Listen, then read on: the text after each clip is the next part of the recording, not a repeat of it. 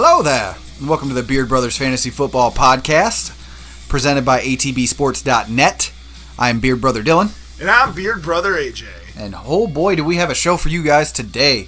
Got a whole bunch of shit to go over. News and injuries with our Play of the Week. We got our Cream of the Crop. And the Flippity Flaps. Champ or Chance is back after our little Halloween break that we had. We got our Primetime Pie Bets, the recaps for Week 9, and then the Week 10 bets coming up shortly after that. Our starts of the week for Week 10 as well, during fucking bye-week hell. There's 6 teams on bye, so... and then we got a little segment that we're going to tack on towards the end here, and then, of course, that'll be our penultimate segment. It's we'll wait to drop the name, because everyone has... They always call it something specific when on their podcast, so I thought I'd switch it up a little bit. And then... naturally ended out with our CWFL recaps. Let everybody know how our League of Record is doing. I will say I really hope this new segment is something we could do more often. So I hope it's something that we can really get a lot of people behind and really kind of bring everybody into it. A quick little tease. It's just going to get our fans. We're over 13 now. Watch out. Hot day. It'll have a little more fan involvement and people who really support us and love what we do. It'll help get them involved a bit more. So I'm excited about that. And so yeah, we'll just jump right in. We got our news, injuries, and our play of the week. Because we're a once a week podcast, we didn't really get to go over the fact that there was nothing at the deadline. The day of the deadline, anyways. At least nothing really no big movers or shakers. The Kenyon Drake deal happened beforehand. Mm-hmm. A couple days before the Leonard Williams one to the Giants, staying in New York. That happened beforehand. We actually even talked about that on the last show. Yeah, see, was it like the first time? Yeah, the Jets and Giants have ever traded with each other. Yeah. Which I thought was weird. It's like in the entire history, that's the first time they've gone interstate like that. So Leonard Williams is a super lucky guy. He gets to keip his, I'm sure, like super nice penthouse that he has in New York. He doesn't have to move his whole family. Yep. And then big news. Josh Gordon got claimed by the Seahawks, which is crazy because they were 28th in line. So once you get waiver claims, it works like old waiver claims do, not with Fab naturally and fantasy leagues, but it's worst to first. Gets first dibs on him, and he fell all the way to the 28th worst team. Which is crazy. Which means they're, the 6th or 7th best team? Record-wise? 32 teams in the league? Yeah, so 5th. Yeah.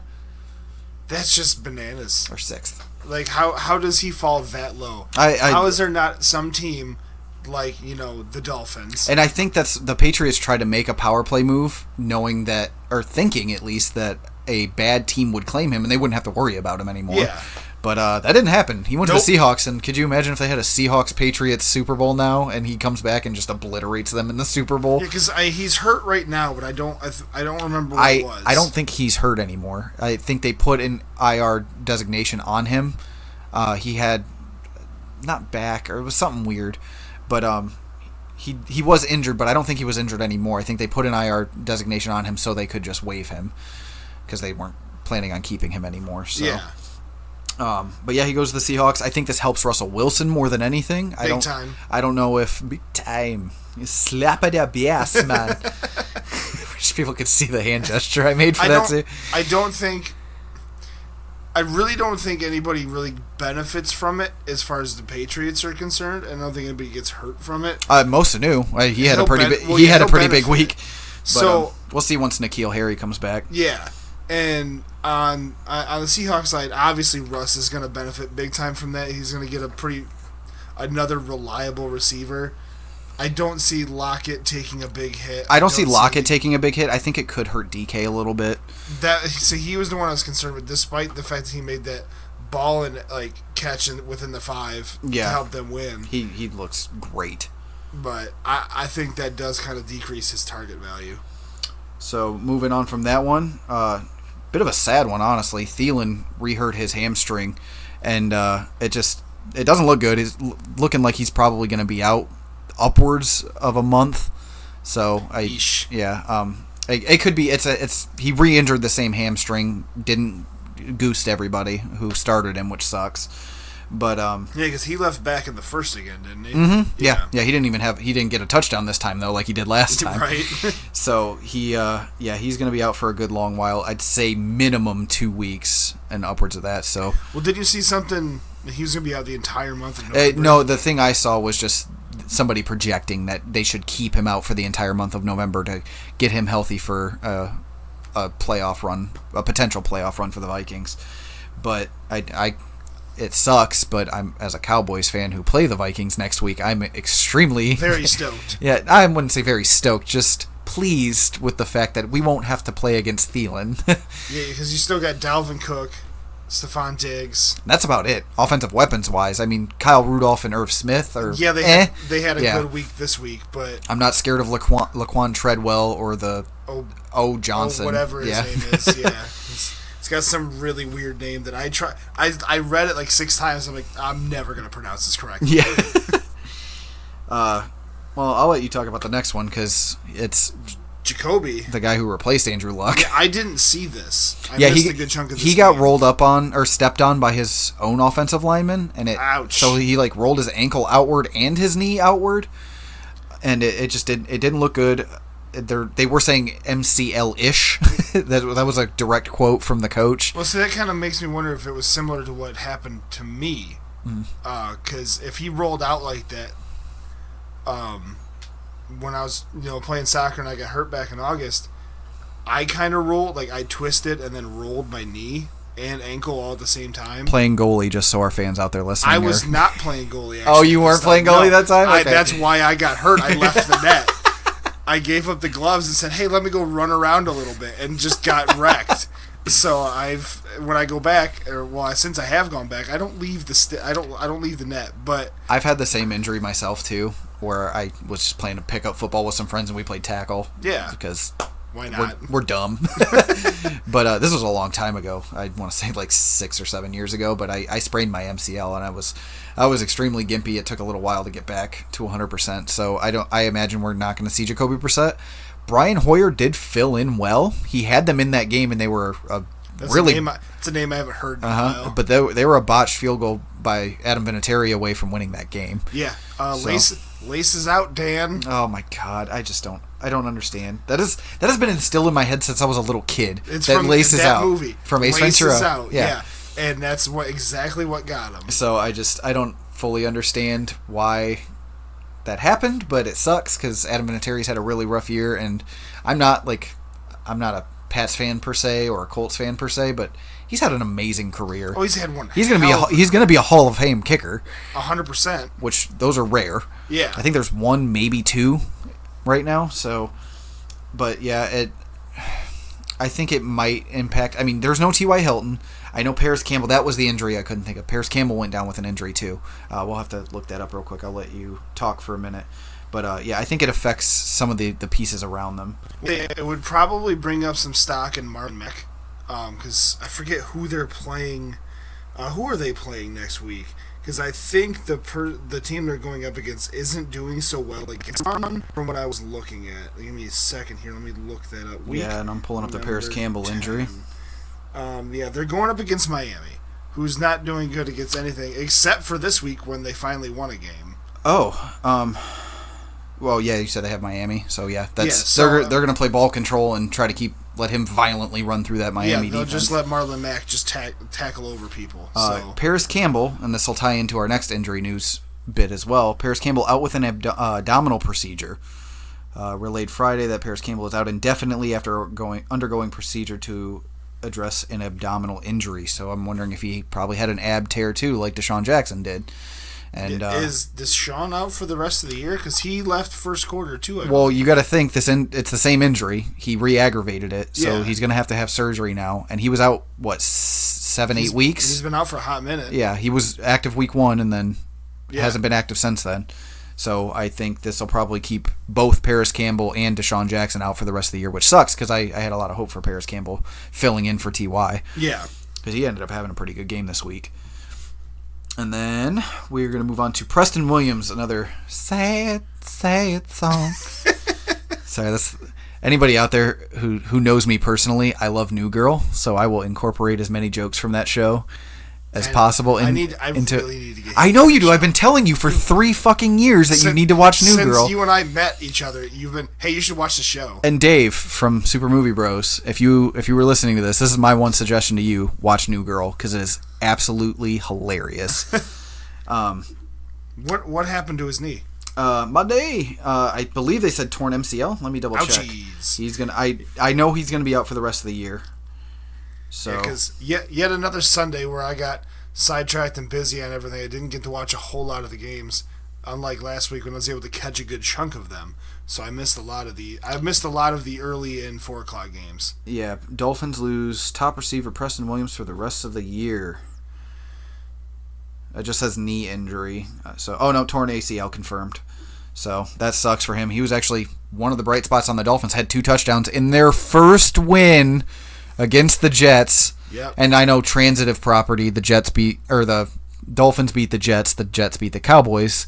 Dolphins are greater than the Cowboys. No, somebody said I saw a thing Sierra posted. They did the same thing with the Browns. Yeah, with fuck out of here. Browns beat the Ravens. Ravens beat the Patriots.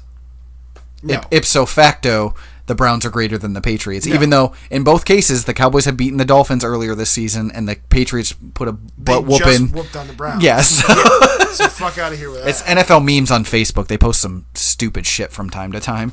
They have really funny ones, but they also kind of put their own foot in their mouth sometimes. Right. But all right, I got to pull up my show docket again because my phone keeps locking. Yeah, low power mode. We're trying to be efficient. Cam Newton's probably not coming back.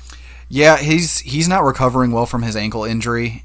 From what I understand, he's not going to be active for sure next week for Week 10. So Kyle Allen will still be running the offense. And Kyle Allen's not doing a bad job. And it was from what I understand, it was just a high ankle sprain, and it's still not healing. So they might just shut down Cam for the year. I mean, they're 4-4 now, I believe. I looked that up. The Panthers are, or no, wait, did they win this last weekend? Yeah, they beat the Titans, so they should be 5-3, I think. But yeah, their offense has looked well. The pieces, McCaffrey is the top fantasy player in the league right now. Yeah, they're 5-3. Yeah, so they look serviceable with Kyle Allen, though he's not Cam Newton, unfortunately. At least when Cam Newton's healthy. Yeah, but it does help big time when you got Christian McCaffrey just shrugging off the entire world with his gigantic biceps. Yeah. So when you got him running, he's basically running the show more than Kyle Allen. He's got the weight of a franchise on his back. Maybe that's why he got so extra ripped in the offseason.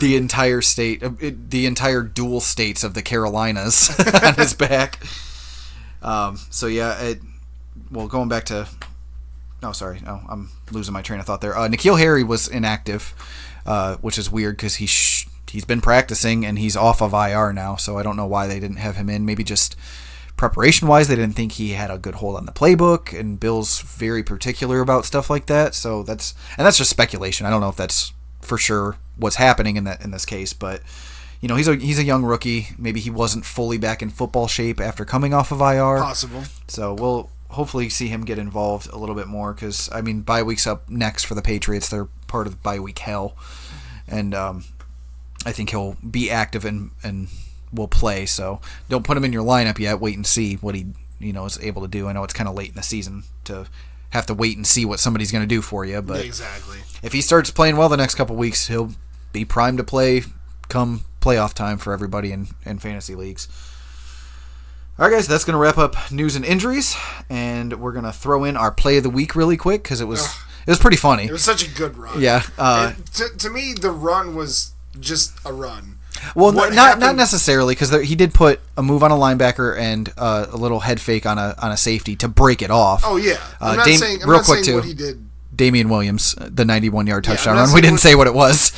To me, what made it better was Tyreek. Yes, 100%. If nobody saw the play, Damien Williams makes these beautiful moves coming through the secondary, and is just hauling ass down the field. Yeah, once he hits about the 30, he's clear. Yeah, and Tyreek's on a man, gives him like a 9 to 10 yard. I thought it was like a 15-yard head start. Yeah, either way, a massive head start. Just starts hauling ass behind him. Yeah. passes him. And then reaches behind him and pats him on the back. Yeah, and they're like, all right, cool, celebration bro time. The quick story about that is apparently Damien Williams always talks shit to Tyreek and tells him he's the fast. Damien tells Tyreek that Damien is the fastest player on the team, so he wanted to prove to him real quick, which he did.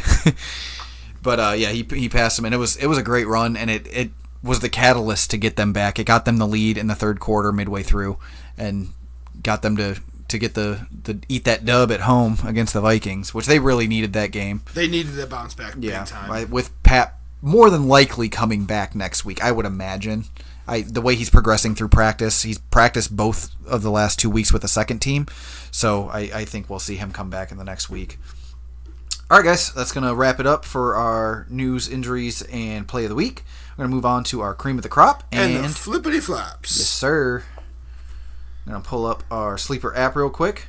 Again, too, when we talk about injuries and tell you guys to keep up to date on stuff, even if you don't have a league on sleeper, go find the players that you have in your league and stuff like that, and follow them through sleeper, because you get second by second updates on stuff, whether a player's going to play, whether they're looking healthy and on the right track. You will get every little bit of news information that you want to get, as long as you customize your notifications through sleeper. So check that out.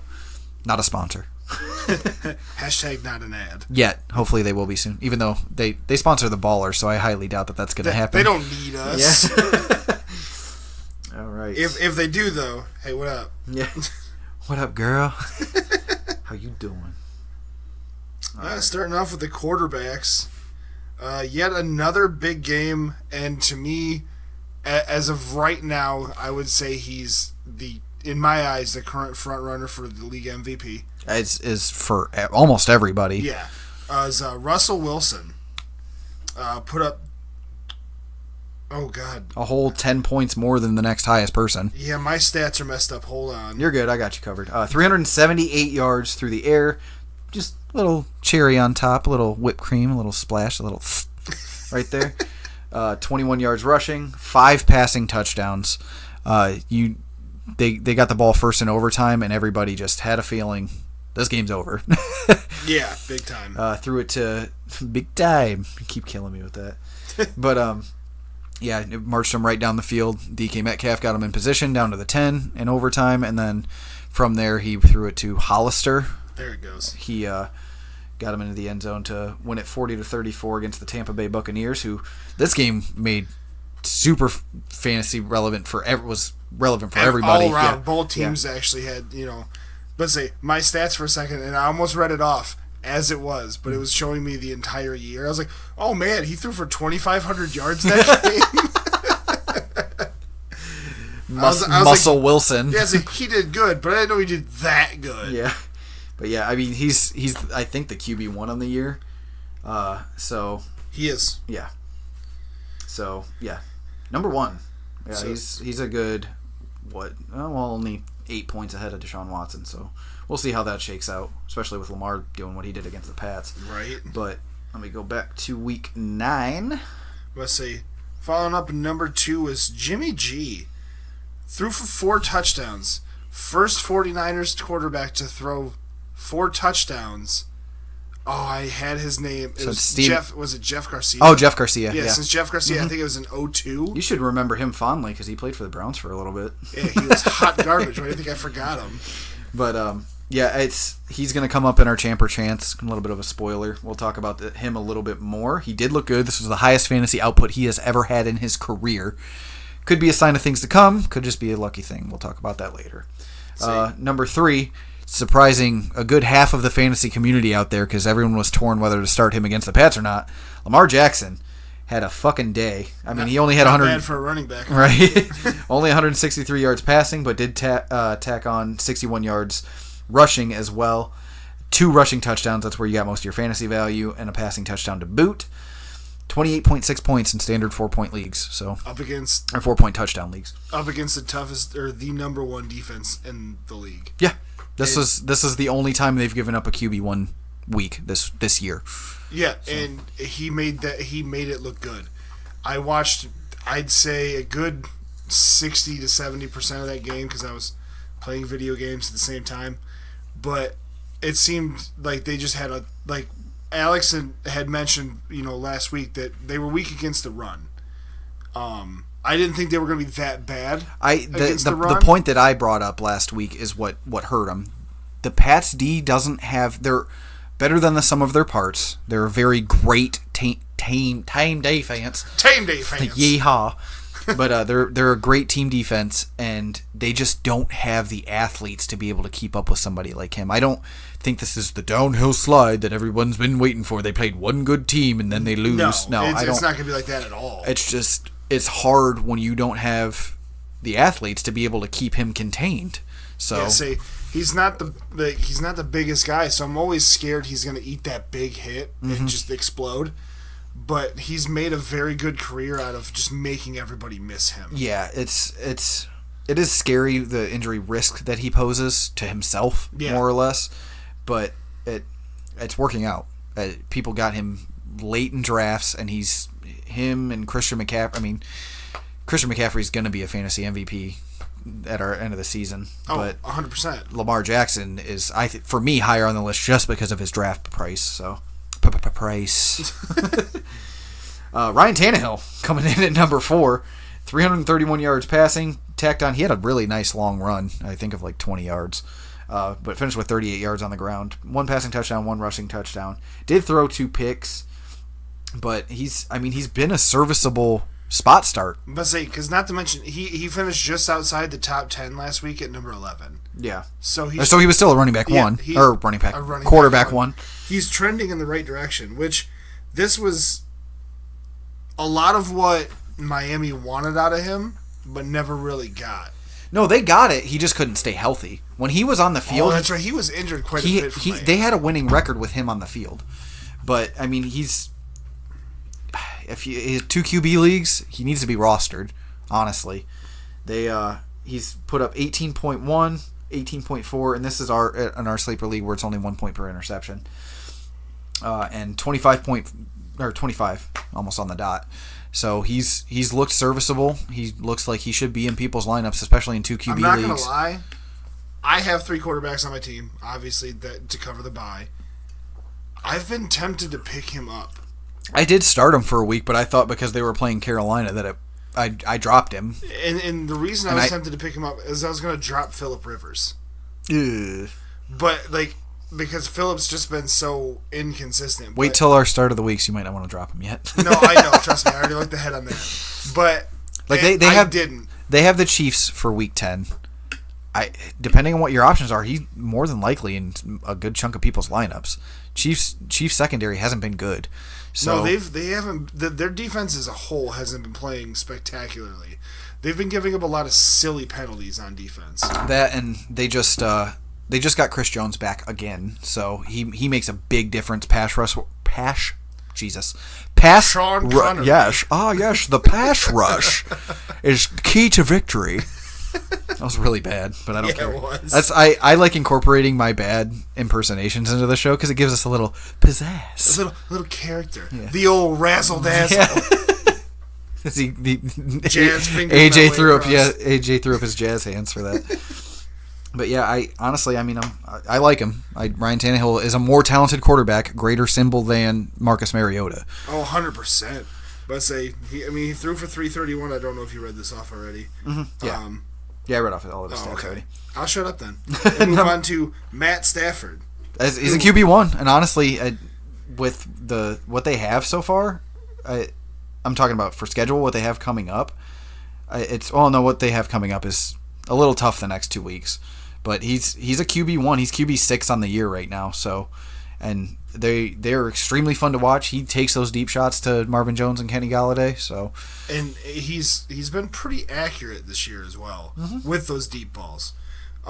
This week he threw for 406, 3 passing touchdowns on 41 attempts against Oakland. So it was supposed to be expected when you play Oakland's 32nd against QB's defense. And I think they get the Bears next week. Yeah, they have the Bears and then the Cowboys. See, but the Bears have been... The Bears have been, but a big chunk of that has been in the running game. Yeah, it's just kind of like their defense has just been so... Because, you look at it, Carson Wentz finished as QB 18 on this week. against the Bears. So I don't like quarterbacks. I like running backs. To Philly not having the wide receiver cores you would want them to. Yeah, because I think Alshon left at one point in the game too. I think so. Yeah, I didn't. We'll have to look into his injury a little bit more, but yeah, Ryan Fitzpatrick. I told Mac to go pick him up and start him because he was in bye week hell. He's like we have nobody. We have a 2 QB league with massive rosters. So a lot of those big quarterbacks are gone. I told him to pick up Ryan Fitzpatrick because he didn't have a backup quarterback. Did you start him? Yeah. Yeah, he stupidly dropped Jared Goff for Ryan Fitzpatrick. I saw that, and he was able to get him back. Yeah, he had to spend $100 of his $200 in fab. Yeah. On him. So, well, he didn't have the full 200 either. So, but I didn't see it. Otherwise, I'd have made a shot for it. Mac is a good buddy of ours, but he has very wide fingers. He's a very chodish man. We love him. But that man is as tall as he is wide, and I'm sure he beefy fucking fingered that shit. Yeah, Mac, you got some fat thumbs. Love you, buddy. But, yeah, I let him know, like, did you mean to drop Jared Goff? He's like, what? No, fuck. And Sierra tried to put in a bid. She put in 55. There was 55. 5 people went after him. Yeah. So myself not included because I couldn't. I have $0. Yeah, you've used all your money. Yeah. Well, I think I might have like $14 left, and I was like, I'm not gonna get him. So you're not gonna do much. But Fitzmagic alive and well down there apparently this week. Getting the Dolphins a W. I'm surprised they didn't come out today on Monday and say that Brian Flores was fired because they won't tolerate winning. He threw for 3 touchdowns No, he did throw for 3. I thought I was reading Stafford's line. He threw 3 touchdowns, only 288 yards. He had 2 rushing yards, big numbers there. And 36 but the Jets, start your quarterbacks against the Jets D. Start your quarterbacks against the Dolphins D. I'm disappointed in Sam Darnold. I know he's a bit shaken, not stirred. Right now, those ghosts. Yeah, they're so spoopy, bro. October's done. The ghosts aren't there no more. Yeah, now he's seeing fucking ghostly turkeys now. But yeah, the Sam Darnold disappointment is whatever. But yeah, Fitzmagic looked good. We'll give a quick champer chance on him. Nope. Yeah, exactly. Problem solved. Yeah. Kyler Murray came in at number 7 with 241 against. This is what impresses me. He finished as QB7 on the week. Against the vaunted Niners D, who, outside of the Pats, are, I think, the best fantasy defense right now. I think they're one of the best defenses overall in the league. Yeah, because their front 7 is insane. Yeah, and they seem to struggle a little bit in this game. I'm not sure why, but Arizona actually was moving the ball. Yeah, they gave up like an 88-yard touchdown catch to Andy Isabella. Yeah, which... There was a great run. And Kenyon Drake ran all the fuck over him. We'll talk about him when we get to running backs, but Kenyon Drake looked great. Yeah. He looked like Kenyon great. But that took a second to sink in, and I'm really mad at myself. 241 yards passing, 34 yards rushing, 2 passing touchdowns. It's Kyler Murray's going to be started most weeks. He's, I believe, quarterback 1 so far this year. Yeah, he's quarterback 7, so he's right behind Matt Stafford. Dak Prescott. I'm Dak in the saddle again. I'm Dak! Attaboy. Came up big against the Giants. 21.5 points, 257 yards passing, 12 rushing yards. Per usual, comes out looking rough as shit in the first half. There was a pick on the first drive. The very first throw of the game. Yeah. Which I didn't get to see. I was finishing up working, and so I didn't get to catch it. But yeah. I saw the replay. I was like, eh. Yeah, I saw the game with like 10 minutes in the first quarter left, so that's when I got home. But he definitely, in typical Dak fashion, showed the fuck up in the second half. Yeah. And like you mentioned, I really hope there's some way we can compare, because I thought about it more after you said it, comparing first half Dak versus second half. Yeah, we need to find the stats on that because it's insane how much better he's looked in the second half this year.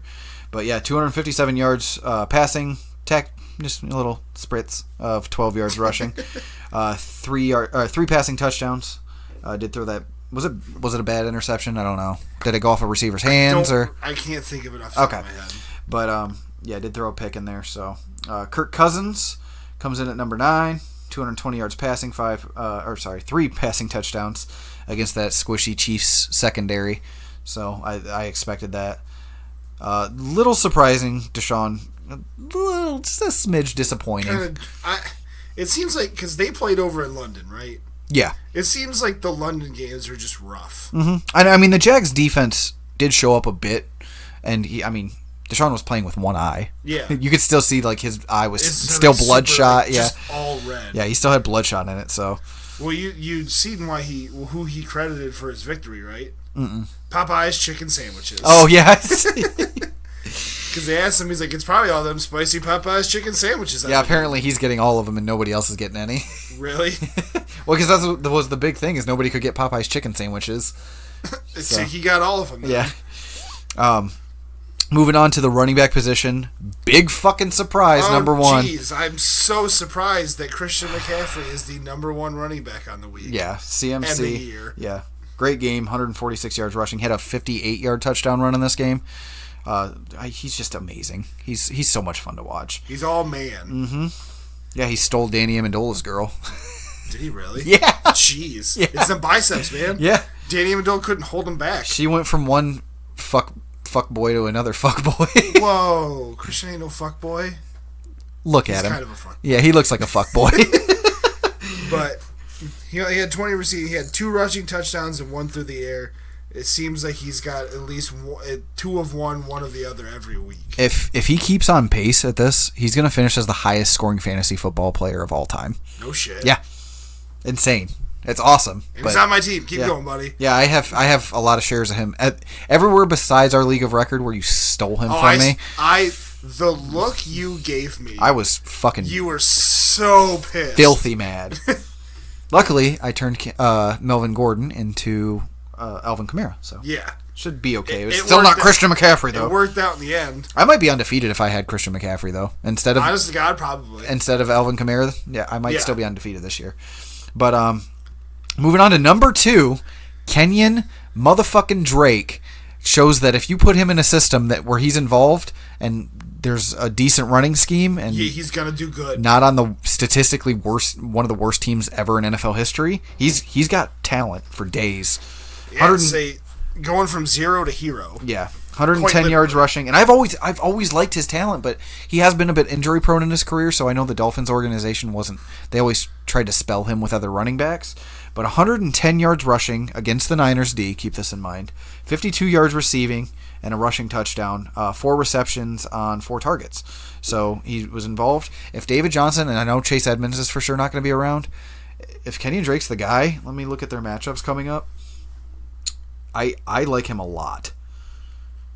They got Tampa Bay, which their run D's good, but if he's involved in the passing game, and they have the Niners again the week after that, and then a bye week, and then the Rams. So their matchups don't look great, but he just put up massive points against one of the top defenses in the league. Yeah, if he's on your team, you probably have to start him because running backs are always going down with injuries and stuff like that.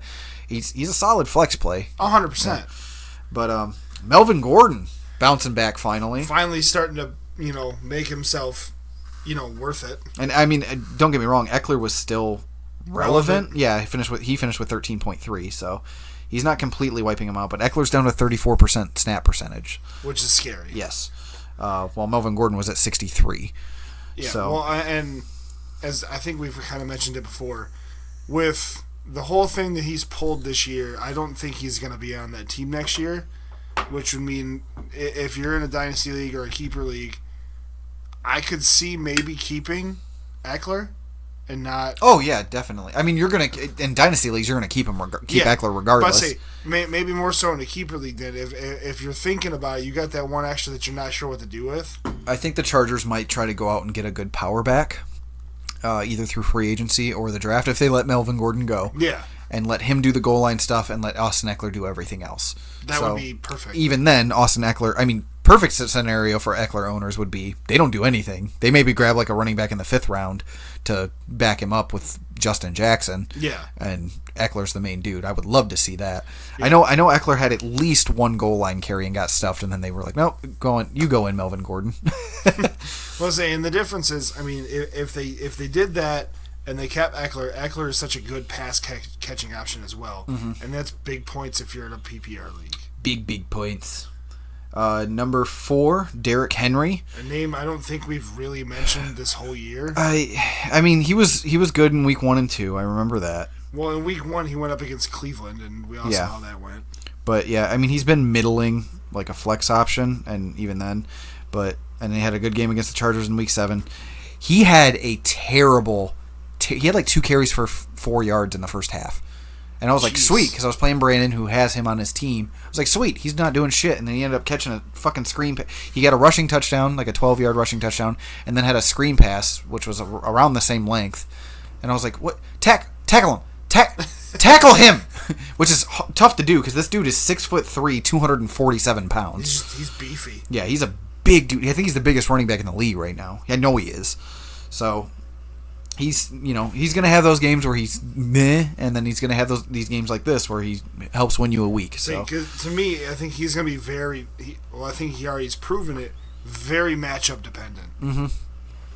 Yeah, I mean, I wouldn't even say matchup dependent because people spent the draft stock on him. He's going to be in people's lineups. It just you'll have to temper your expectations for worse matchups and stuff like that, especially game scripts where they're going to be down. Yeah. Which definitely. They were in this game, and he still got a good chunk of it. But number 5 is Josh Jacobs. I love this dude's talent, and he's got such a high upside. And the Raiders know how to use him. That's weird to say. That the Raiders know how to do something. But John Gruden has coached that team well this year, really well. They've had a definite turnaround. They're 4-4. Yeah, and they aren't that far back. They're 1 game back of the Chiefs for the division lead. Or a game and a half, sorry. That's crazy. Yeah, they're a game and a half back. That is crazy to me. They're not going to win the division. The Chiefs... No, but they're giving it a good run. And I mean, the Chargers are back to 4-5, too, so that division's looking a little bit tight. It's getting a little tight. I'm still mad I like this now. Devin Singletary is a big guy, number 6.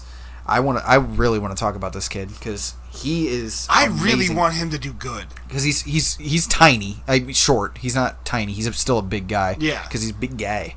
Jesus, man. 5'7", 203 pounds. So I know 200 pounds even for a running back isn't like big, but when you're 5'7" and you weigh 200 pounds, that's a lot of muscle. That's all stock. That's like just beef. Pretty close to Maurice Jones-Drew territory, if you remember him. That's just beef. He was 5'7", and I think he weighed like 220 though. He was the equivalent of Mac. Yeah, accurate. Yeah.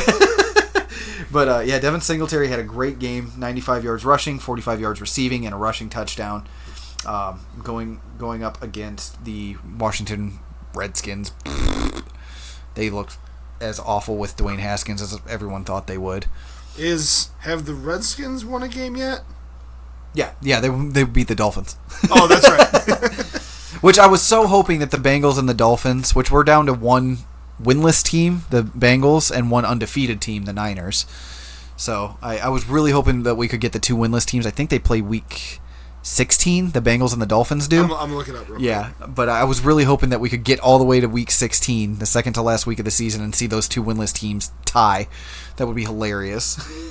0-15-1. Yeah. Oh, why can't I find it? But yeah, moving on to number 7. I real quick too, just to touch on Devin Singletary one more time. I like him a lot. If you have him, I think he's going to be startable the next couple weeks. He'll come up in one of our later segments because I like him a lot there. His upcoming schedule is pretty juicy. So, but see, and he pushed Shady McCoy out of that team.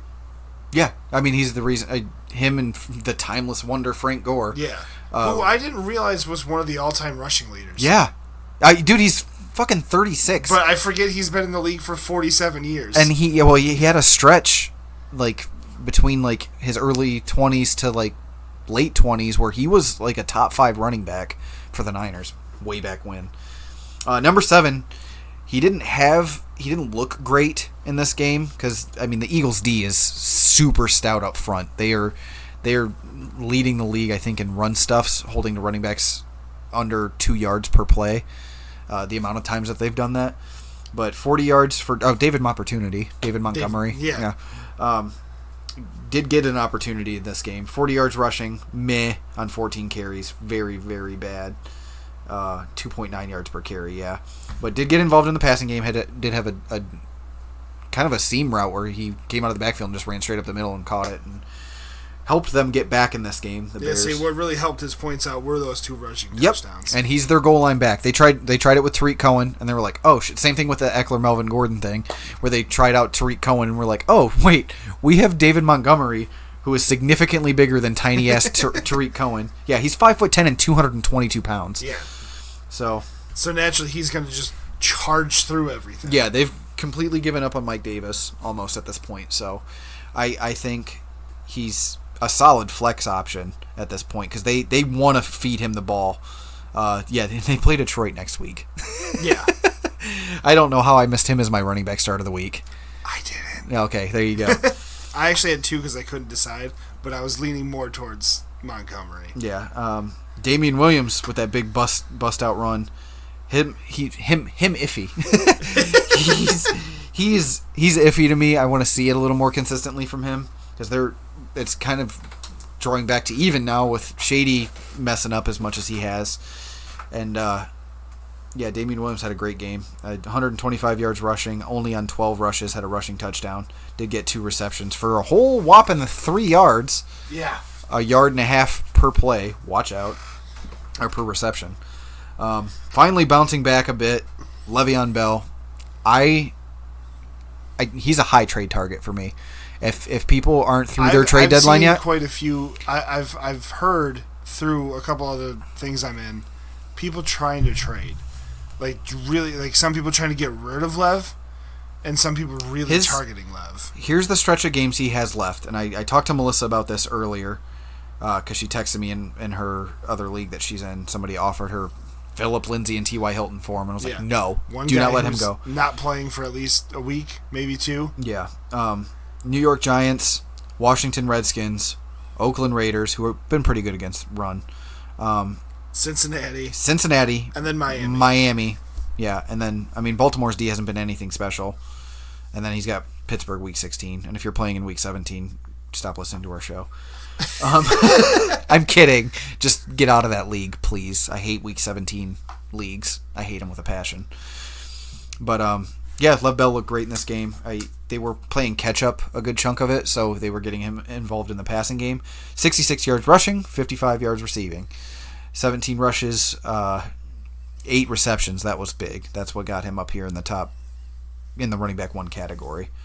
But and somebody that put up good points on my bench, because he hasn't done anything. The Duke has really not done anything since being traded to Houston, except for I think he's had like 1 other good game. But Duke Johnson put up 19 points. He's had a couple weeks where he's been a flex option. He's had a couple 13-point weeks, but most of the time he's under 10 points. Well, I think it was last week. He's running back 30 in PPR leagues, so he's a flex option, unfortunately. Because I think 2 weeks ago, I think I ended up having to start him because of buys, and that's the week he gave me like 7 points. Yeah. So, but he didn't have a whole lot of rushing yards. He did get his rushing touchdown. He got most of his yardage through the air. Which is what he's going to do, because they love Carlos Hyde. For the running, yeah. Yeah. And Duke Johnson's a pretty good pass catching back. He went 5 for 5. Yeah, Carlos Hyde finished as a running back 2 this week as well. If he'd stop fumbling the fucking ball at the 1 yard line, I think it was. Yeah. He got it swatted out for a touchback. But next couple guys, Jalen Samuels, injury fill-in. There wasn't a whole lot of people that I was willing to start above Jalen Samuels this week. The Colts D is not a great matchup for them, and they're right in the thick of it too. They're catching back up. And are they? Yeah, and any sliver of hope that Browns fans had of being able to catch up in the division, because the Ravens didn't look that great in the beginning of the year, and then definitely the Steelers didn't. They're both above them now by at least 2 games. So I know the Browns have that win against the Ravens, but it's not going to matter. It's not going to matter in the end. No. Unless they somehow turn around and magically this offense decides to learn how to play football correctly. They just seemed like in total meltdown mode, and that all the memes going around of Baker looking like a Home Alone burglar. They look like the Home Alone burglars. Why can't I think of their name? The Sticky Bandits. Yeah. I was trying to think of their actual names. I think Dave might have been upset with me if I had forgotten that. Yeah. But, there was a couple key plays. They had that 4th and 1 that they missed, and for some reason didn't put Nick Chubb on it, who had been running through that defense the entire game. Nick Chubb is a physical freak. Yeah. And then they had that 4th and 4 they go for, and Odell clearly has his man beat. He was pissed. Yeah, as he should have been. Quick little side note from this game, too. Jarvis and either Jarvis or Odell, one of them had gold cleats on, and then the other one had Joker cleats on as well. The NFL made them both change their cleats at halftime and told them they would not be allowed to play. So they were on the Browns' dick about this stuff, and it sucks. Why would they do that though? I don't know. It's not. They're pushing it because the Browns have been bad, and I don't know if they just they think bad press is good press at this point. Like any press is good press. If that's the case, the one guy's got it on lock. Odell? No. Was it Jermaine or something? I don't know. There was a Browns player who got called out for bad tackling. Which, stop calling people out on Twitter. Don't at them. It's dumb. And don't get me wrong, he had zero right to say the shit that he said. Oh no, he went too far. He went extremely too far, like threatening people's lives and calling them racial slurs, and completely unacceptable. But as fans of football, I've never done it, and I never will. Don't fucking at players if they had a bad game. Talk shit in your own house. Yeah, it's dumb. And like we have a show, and we'll kind of talk shit about players, but it's something that I'd be happy to say to their face if I had to. Right, yeah. But I'm not going to go to Twitter for this. Is sort of our job to talk about this kind of stuff. I'm not going to personally at them on Twitter and be like, you fucking suck, dude. Like, come on, man. Give him a break. Granted, he didn't have a great game. Leave the man alone. Yeah. They just lost. Also, to him, don't fucking react like that. He got cut. Did they drop him? Yeah, he got cut. He got cut today immediately. So... It's just. I mean, he lost his job because of stupidity, and it falls in the category of like the Browns they don't have their shit together right now, and it sucks. Too much hype. I don't think I don't think it's the hype. I don't exclusively blame Freddie Kitchens. I do think he's a big problem for them. He's a good offensive coordinator. He's not a good head coach. Yeah, even then, he's still offensively. They haven't looked great this year, and even when Baker gets protection, he's off too. They're losing to the Broncos with a 27-year-old quarterback who's been on 3 different practice squads. Yeah, that's bad, man. That's a bad look. That's bad. So is a trench coat with a mustache. But dude, the mustache in general is terrible. I know. Good God, it's dirty. And it's all the memes are like what he looked like and how studly he looked coming out of the draft. And studly. Yeah. What a dumb word. But, and then real quick, too, I just want to touch Jamal Williams. You want to touch Jamal Williams? Yeah, I want to touch him. I want to touch that put in my lineup button because I like Jamal Williams a lot. Between both Packers, Aaron Jones was the odd man out of the two. He's the only one of the two that made my starts of the week almost bearable. Yeah. Because that Packers offense was shut down that first and that's half. I picked them to get upset by the Chargers. That was one I felt strongly about. And I know Andy on the Footballers was big on that one too. He picked that as one of his upsets of the week. I picked that as in my pick'ems on FanDuel as my upset that I wanted to for sure take. And they pulled it off. Yep. And I was extremely happy about that because I'm not a big Packers fan. I just don't like them. I don't know why. It's probably because of Sierra's visceral hate that she has towards Aaron Rodgers, and it just passes down to me for some reason. I don't have a hate for the team. I appreciate what Aaron Rodgers has done in his career. He's fun to watch. Yeah, he's a hell of a quarterback to watch. And I know but his little pissy fits that he kind of threw last year with Mike McCarthy, that kind of put me off of him a little bit. And I know my buddy Aaron in Oklahoma, if he listens to this, he's going to be mad at me because he's a huge Packers fan. Huge. But huge cheese. All the people that talk about Aaron Rodgers being the greatest of all time, shut the fuck up. Just shut up. It's not even close. He's got, one ring? He has nothing on, for me, Tom Brady, Joe Montana.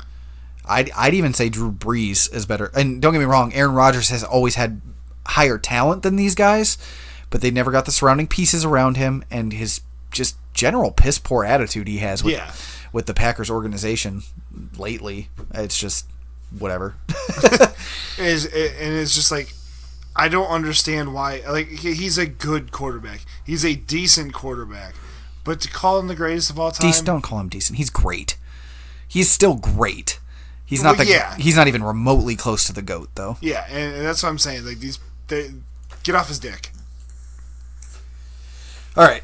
Moving on to wide receivers. We're going to try to push through these a little bit quicker. Tyler Lockett had a phenomenal game. 18 motherfucking targets.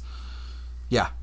Early and often. 13 receptions for 152 yards, 2 touchdowns. He caught almost all of them. Mm-hmm. And that's where, in our league, that's 13 points straight out the gate. Fun little stat for number 2, Mike Evans. He has 3 games of over 180 yards or more this year. He has 3 games, and there's 8 games left. Antonio Brown holds the record with 4.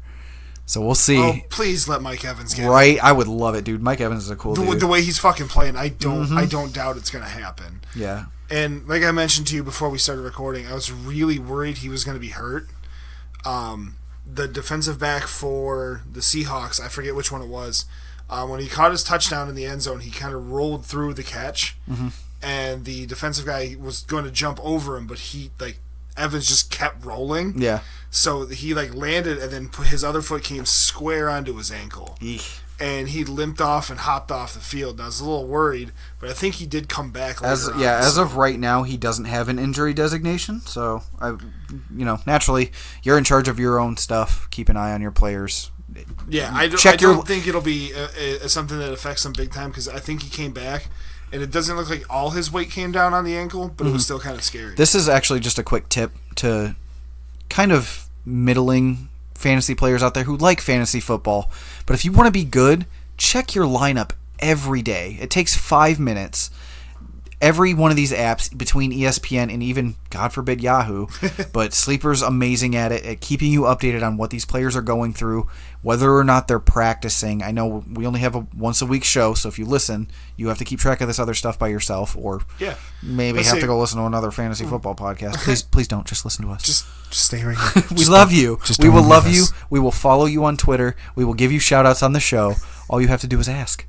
Just don't leave us. Yeah. Stay here. Please. I love you. What is it called? ASR? ASMR? We love you so much. I feel really bad if this comes through the mic really awkwardly. But,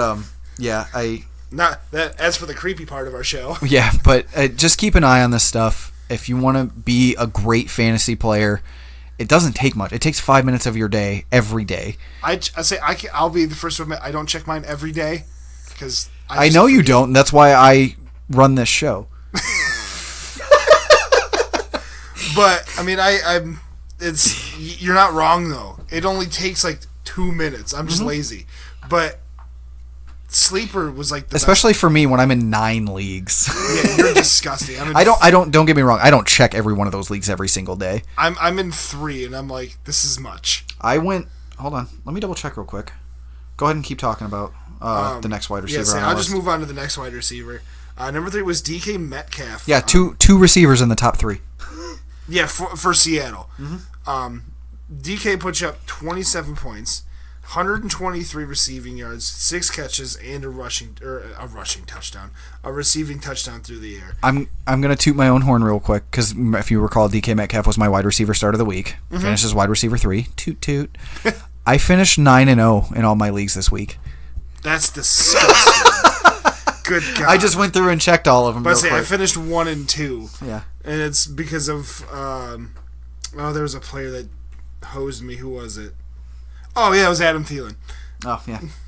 And just Goosed. my entire other team in the league that you and I are in just completely tanked this week. Coming in at number 4 for wide receivers, another pair of wide receivers on the same team that both finished as wide receiver 1s this week. Number 9, Kenny Galladay.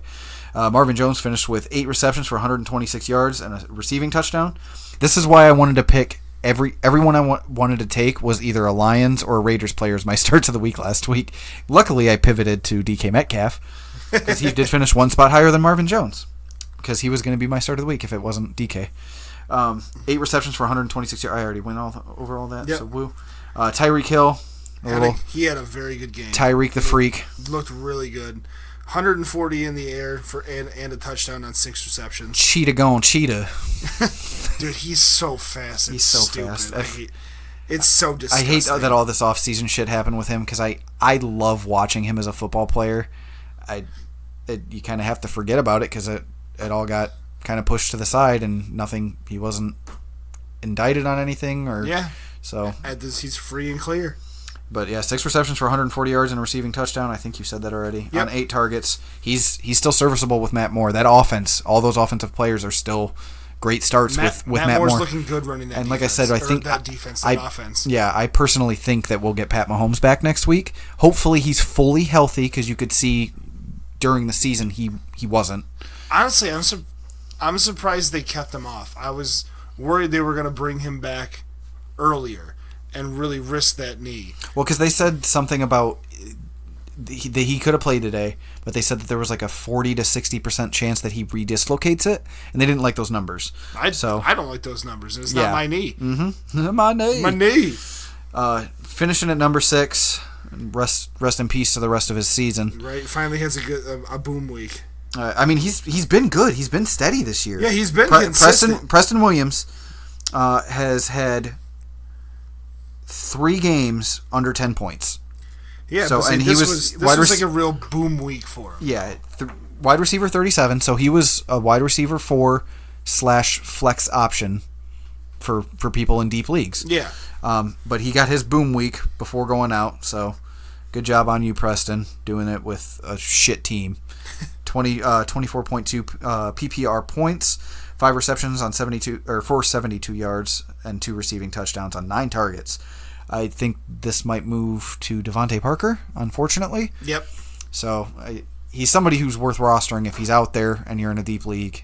He more than likely isn't, but maybe snag him. But say, fresh off the trade to San Francisco. 2nd week, but yes. Was it last week he started? Mm-hmm.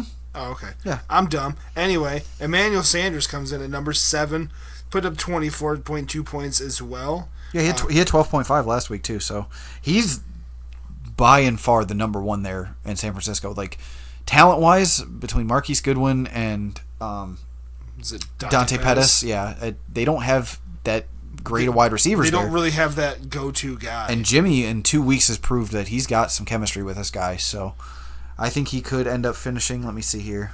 I want to see what he's at. I want to maybe make a bold prediction. He's at 19th now. Well, that's standard. He's at 17th. We're a PPR podcast, sir. Get your shit together. Get your shit together. He's wide receiver 17. I'll be bold enough to say that he finishes as a wide receiver 1 this year. Well, he has to get to 12.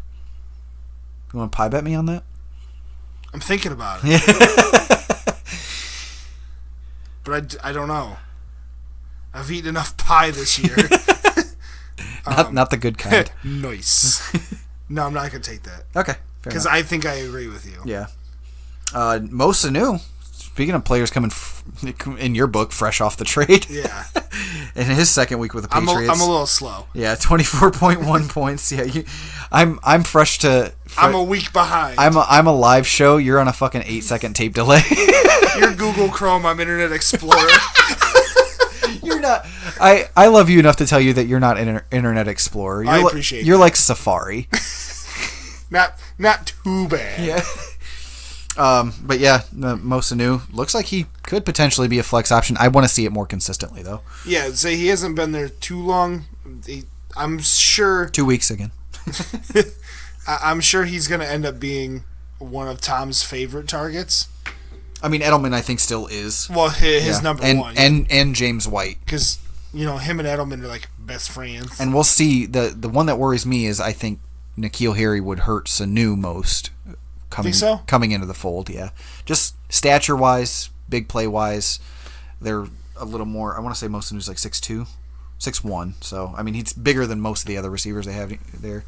I want to say N'Keal's like 6'2", 6'3". Okay. So, and then we talked about Kenny Golladay a little bit already. Getting those deep balls. Yeah.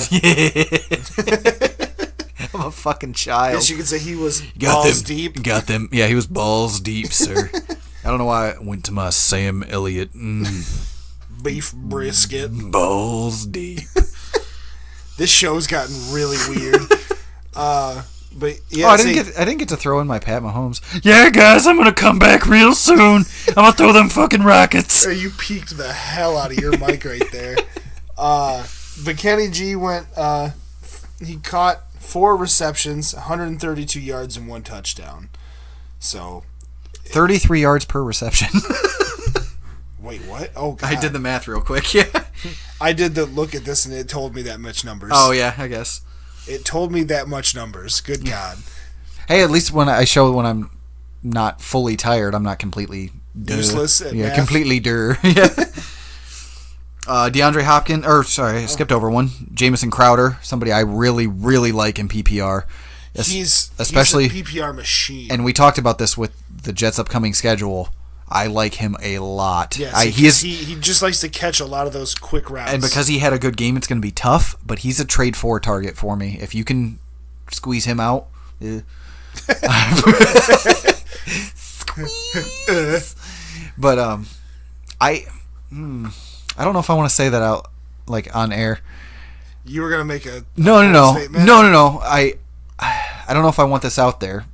But I might consider trading Odell Beckham for Jamison Crowder. I'm at that point with Odell, man, and we'll talk about Chandler. I'll get a shout out. The fearless leader of ATB Sports, he mentioned something about Odell as a trade 4 target. I don't believe in that personally. I don't either.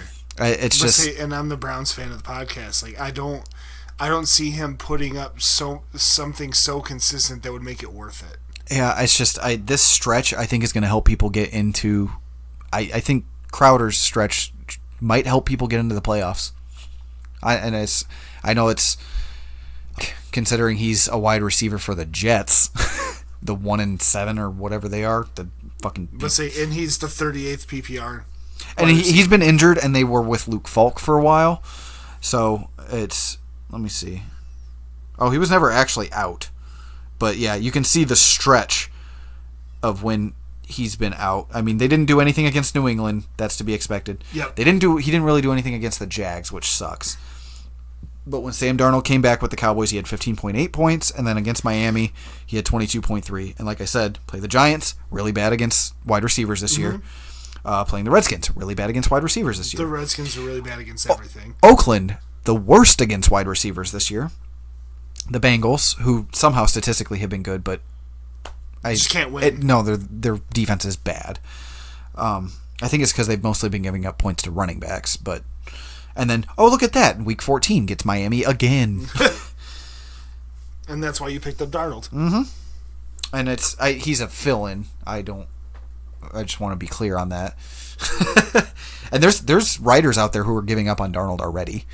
Really? Yeah. Damn. Yeah. And between him and Baker, and I mean nobody's really given up on Josh Allen. He's got the Bills looking pretty good this year. And then I mean of course Lamar. I can completely the one I completely understand is people giving up on Rosen. So, and they gave him a chance. Yeah. DeAndre Hopkins, number 11. You're playing him. You're starting him. He did look rough most of this game, but to get into the end zone towards the end, so that helped out a lot. Big one I want to talk about. Claim him. He's on our waiver wire. I hate to admit it, but Zach Pascal, with T.Y. Hilton being out and Paris Hilton out there making sex tapes out for the rest of the season. But Paris Campbell, excuse me, because I said T.Y. Hilton and I just put that together. You combine them, it's Paris Hilton. Oh, you are so special. That's fucking funny. But yeah, with Paris Campbell and T.Y. Hilton out, Zach Pascal has looked great these last couple weeks. Finished with 18.6 this week. He finished as a wide receiver 1. Last week against Denver didn't do jack shit, but Denver is really good against wide receivers. And then Houston, he had 28.6 points. So he is trending up. Yep. So if he's out there, grab him. I'd say maybe spend 10 to 15% of your fab. Maybe a little bit more, 20. I'd say up to 20. If you have $100 in fab to start, I'd say I might spend $20 on him. All right. Oh, and then Amari Cooper squeaking in as the lowest wide receiver, too. The pooper scooper? Yeah. No, he is the TD scooper. I will put some respect on his name. Yeah, please. He finished this game injured, too. Did he really? Yeah, he went out. He went out for a little bit and came back in. It looked like he had a leg issue of some sort. My leg. Yeah, he's got 6 touchdowns. So why don't you drink a tall glass and shut the fuck up? Say, we'll move on to tight ends then, since we were pretty. Real quick, sorry, we're only through 8 games, right? He's got 6 touchdowns. Amari Cooper does. His career high is 7. There's 8 games left. Oh, he's gonna break. Yeah, he'll have a new career high, no problem. Yeah. With the way Dak's been slinging the ball to him. But going on to tight ends, finally you get that big week. Well, he's had a couple. Actually, never mind. I'll shut the fuck up. He's just had a bad stretch there. He's only before this game. He's only finished as a wide receiver, a tight end 1 twice, and that's not what you drafted him for. So this is the point total people were looking to get out of him. Yeah. So Zach Ertz of the Eagles finished with 25.3 points, 103 receiving yards, got a touchdown, and had 9 receptions. Finally, he got a touchdown. He's been waiting. It's his first one. No, it's his second on the year, but he's been waiting weeks to get back in the end zone. They've been going to Goddard a lot. And that's why I rostered him in our CWFL league. That was an oxymoron. It's like saying ATM machine. He didn't get his first touchdown until week 5, and then he waited another 4 weeks to get one against Chicago. Mm-hmm. That's rough. Number 2, Noah Can. Not Noah can't. Is this his first?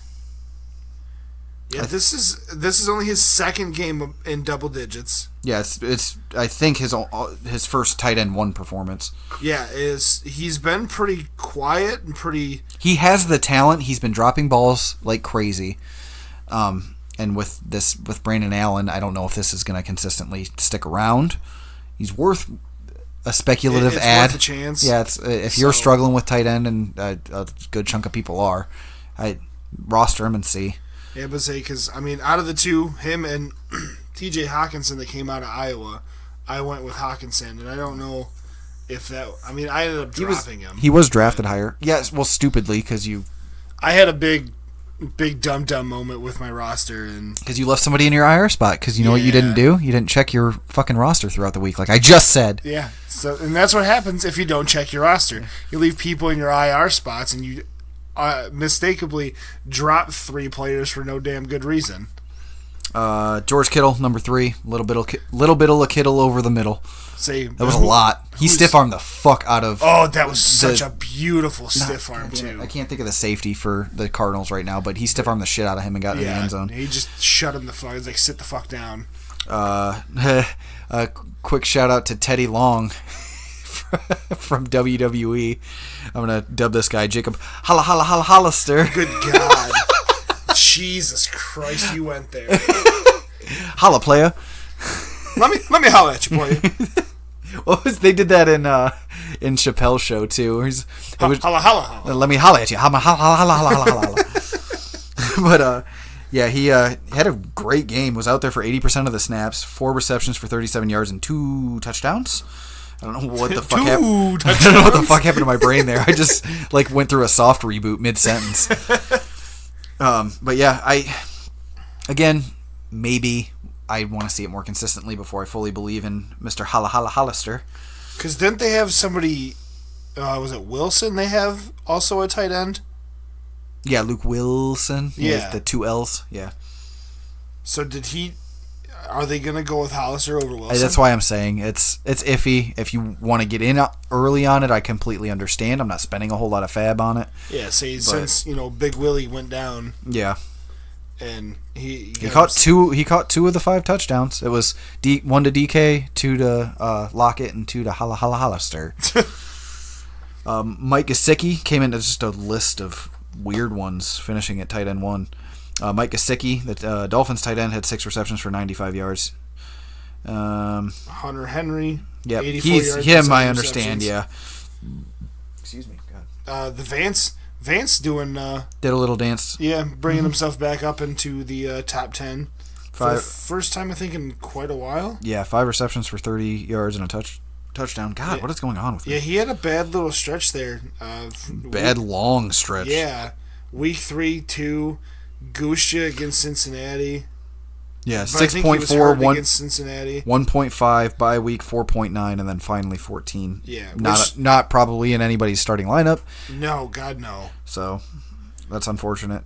Jason Witten, PPR guy. Looking like old Jason Witten.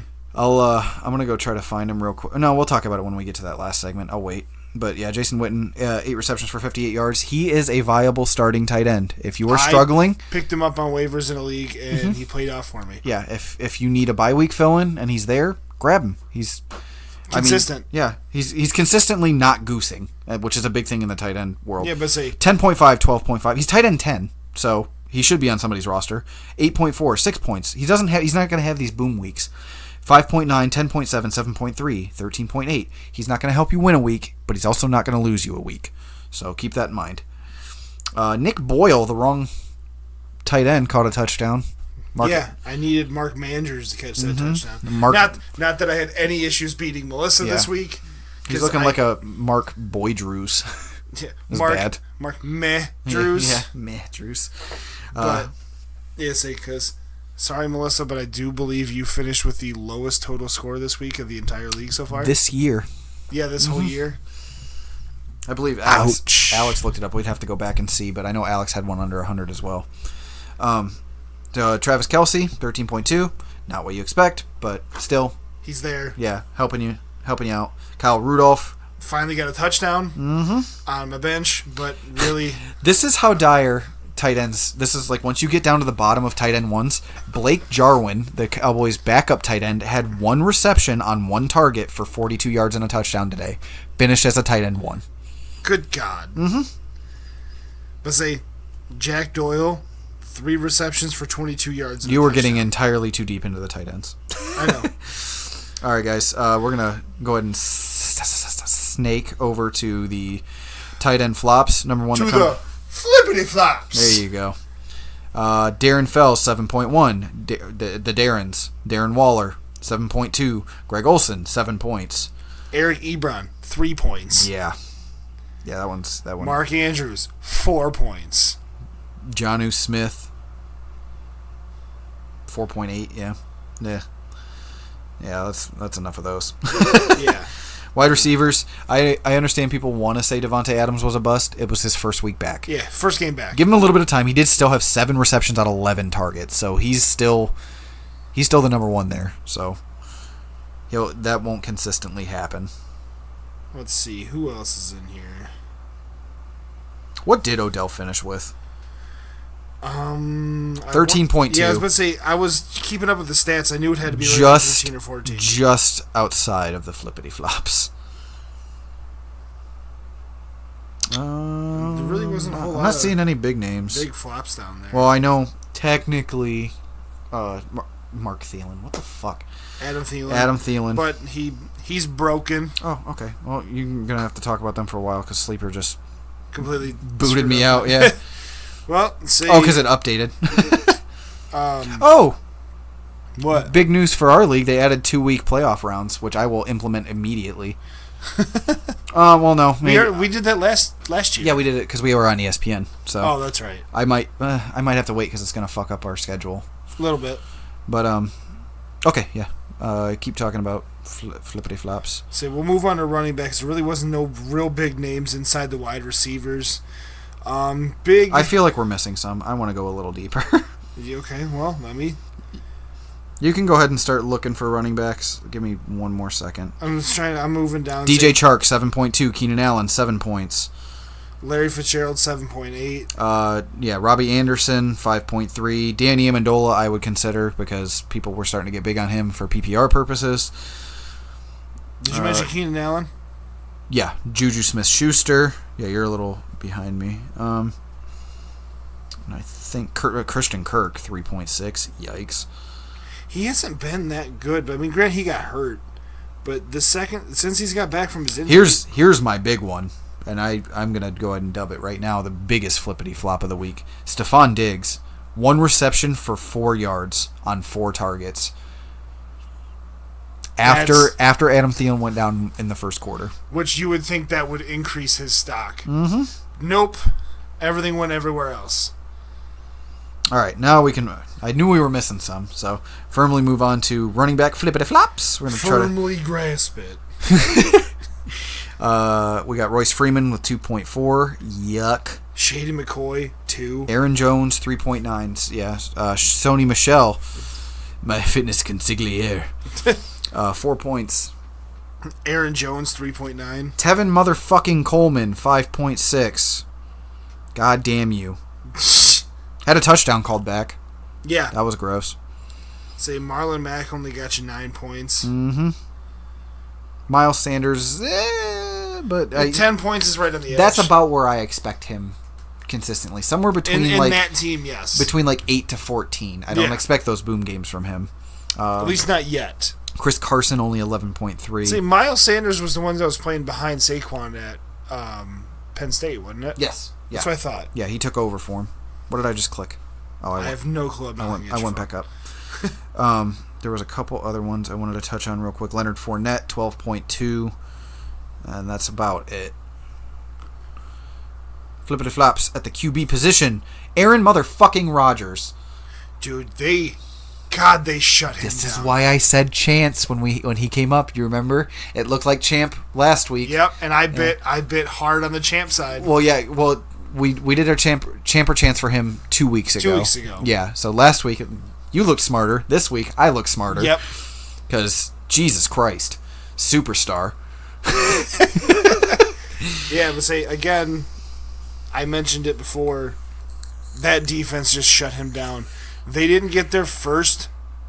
They did not get a single first down until there was 8 minutes left in the first half. Yeah, it was. They were just shutting them down left and right.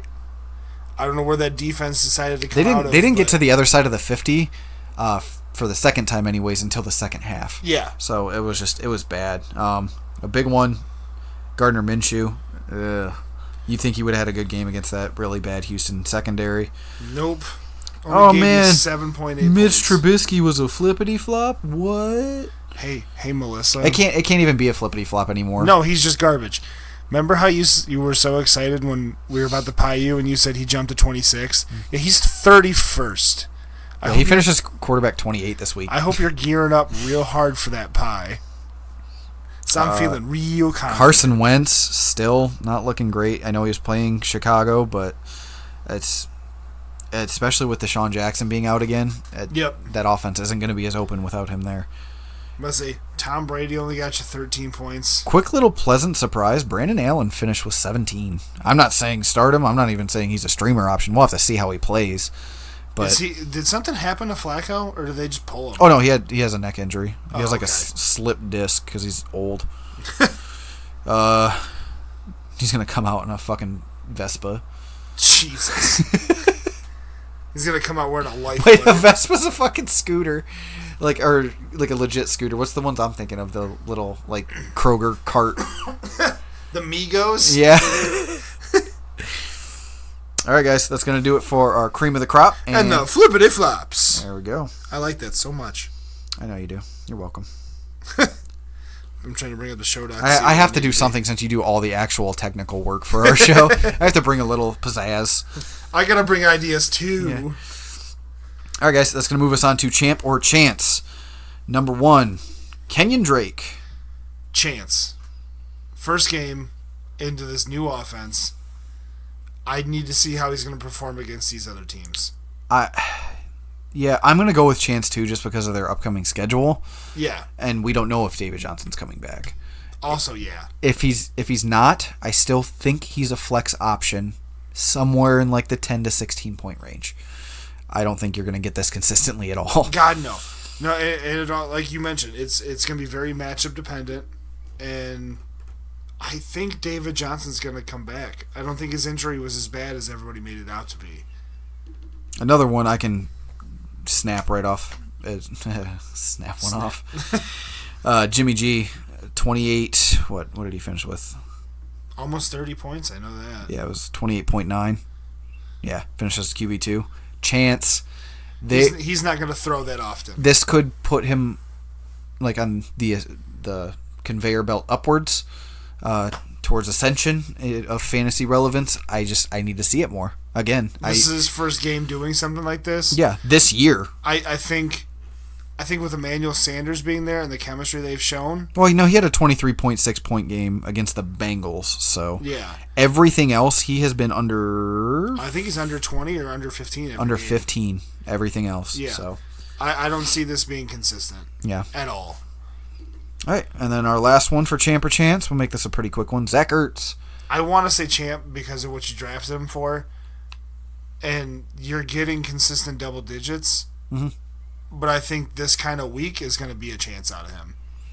Yeah, I think he's been somewhat consistent. He's had some bad weeks, but yeah, I'm saying Chance as well. I think that's a show first. We've had 3 chances. Yeah. I don't think we've had 3 of anything. Across the board. See what I did there? I did. Check out atbsports.net. But, yeah, that'll do it for Champ or Chance. We got our Primetime Pies. Wow. Jinx, you owe me a Coke. Yeah. Never buy you a Coke. Never buy you a Coke. Oh, man. This week feels great to be AJ. Yeah, finally. But I'm still not getting pied. Nope, I don't care. Thanks for joining the show last week, Alex. You were off by 2 more points than me. Yeah, thanks for everybody agreeing to the new point system. You were off by a total of, I think it was 58 points. I was off by 56. I was off by 56. So, Alex, I look forward to putting a pie into your face because I chose the Ravens and they did not disappoint me. Yeah, they definitely didn't. Good. I told you before the show. Good pick. Yeah. I was super nervous, not going to lie, but it definitely paid off. Our overall record between us two is a little bit closer now that you are 9-9, I believe I said. Yeah, because you were 7-8. Yep, and I'm at 12-5, I believe. Yeah, because I was 9. It's 12-3. No, hold on. You're throwing me off here. That put me at 11-4, 11-5, 12-5. Yeah, I'm at 12-5. How would I have 18 and you have 17? Oh. You got 2 right this week. It put you up to 13. No, I got 1. So I'm 11-5. Or no. 12-6. We'll figure it out later. Yeah. It's hard to math at. Oh, let's see. 1:30 in the morning. Either way, I'm not getting pied. Yeah, we haven't been keeping super good track of these because God damn it, dude. I want to say I was 12. We'll have to go through every show again. Yeah. Because at this point, this is really awkward filler. Yeah. Whatever. We'll figure it out. We'll just move on to know that I'm not getting pied. But I still have a good lead on you. Yeah. I'm doing the pieing finally again. And I will film, and Alex will eat that pie. Eat that pie. And we'll have a mano y mano for once. This is the first time in a month we've had the show all to ourselves, so we want to try out some new things. Hopefully the audio comes through a bit better for everybody. We might get some peaks in there, so I do apologize. I don't. Yeah, exactly. You can turn us down if you need to. It's better to be too loud than it is to be too quiet. Correct. As you yell that into the mic. I know, I did it on purpose. Indeed! Oh, shit. I, too, am yelling. You're going to peak harder because you're getting, right up on your mic. You've done it a few times tonight. So we have a good one. We have a pick'em. Chargers at Raiders, -1. Good God. Raiders are favored by 1 point, so this is more or less a pick'em. This is basically, who do you think is going to win this game? Yeah. I'm taking Chargers. I'm going to agree with you. Okay. The way that defense played, because last time I took the Chargers, the Steelers pooped on them. And that was in Pittsburgh. No, it wasn't. Oh yeah, because all those terrible tells were in LA. It was, so I mean, it just looked like it was in. Sorry, my mistake. It was in Pittsburgh West. It was in West Pittsburgh. Coastal Pittsburgh.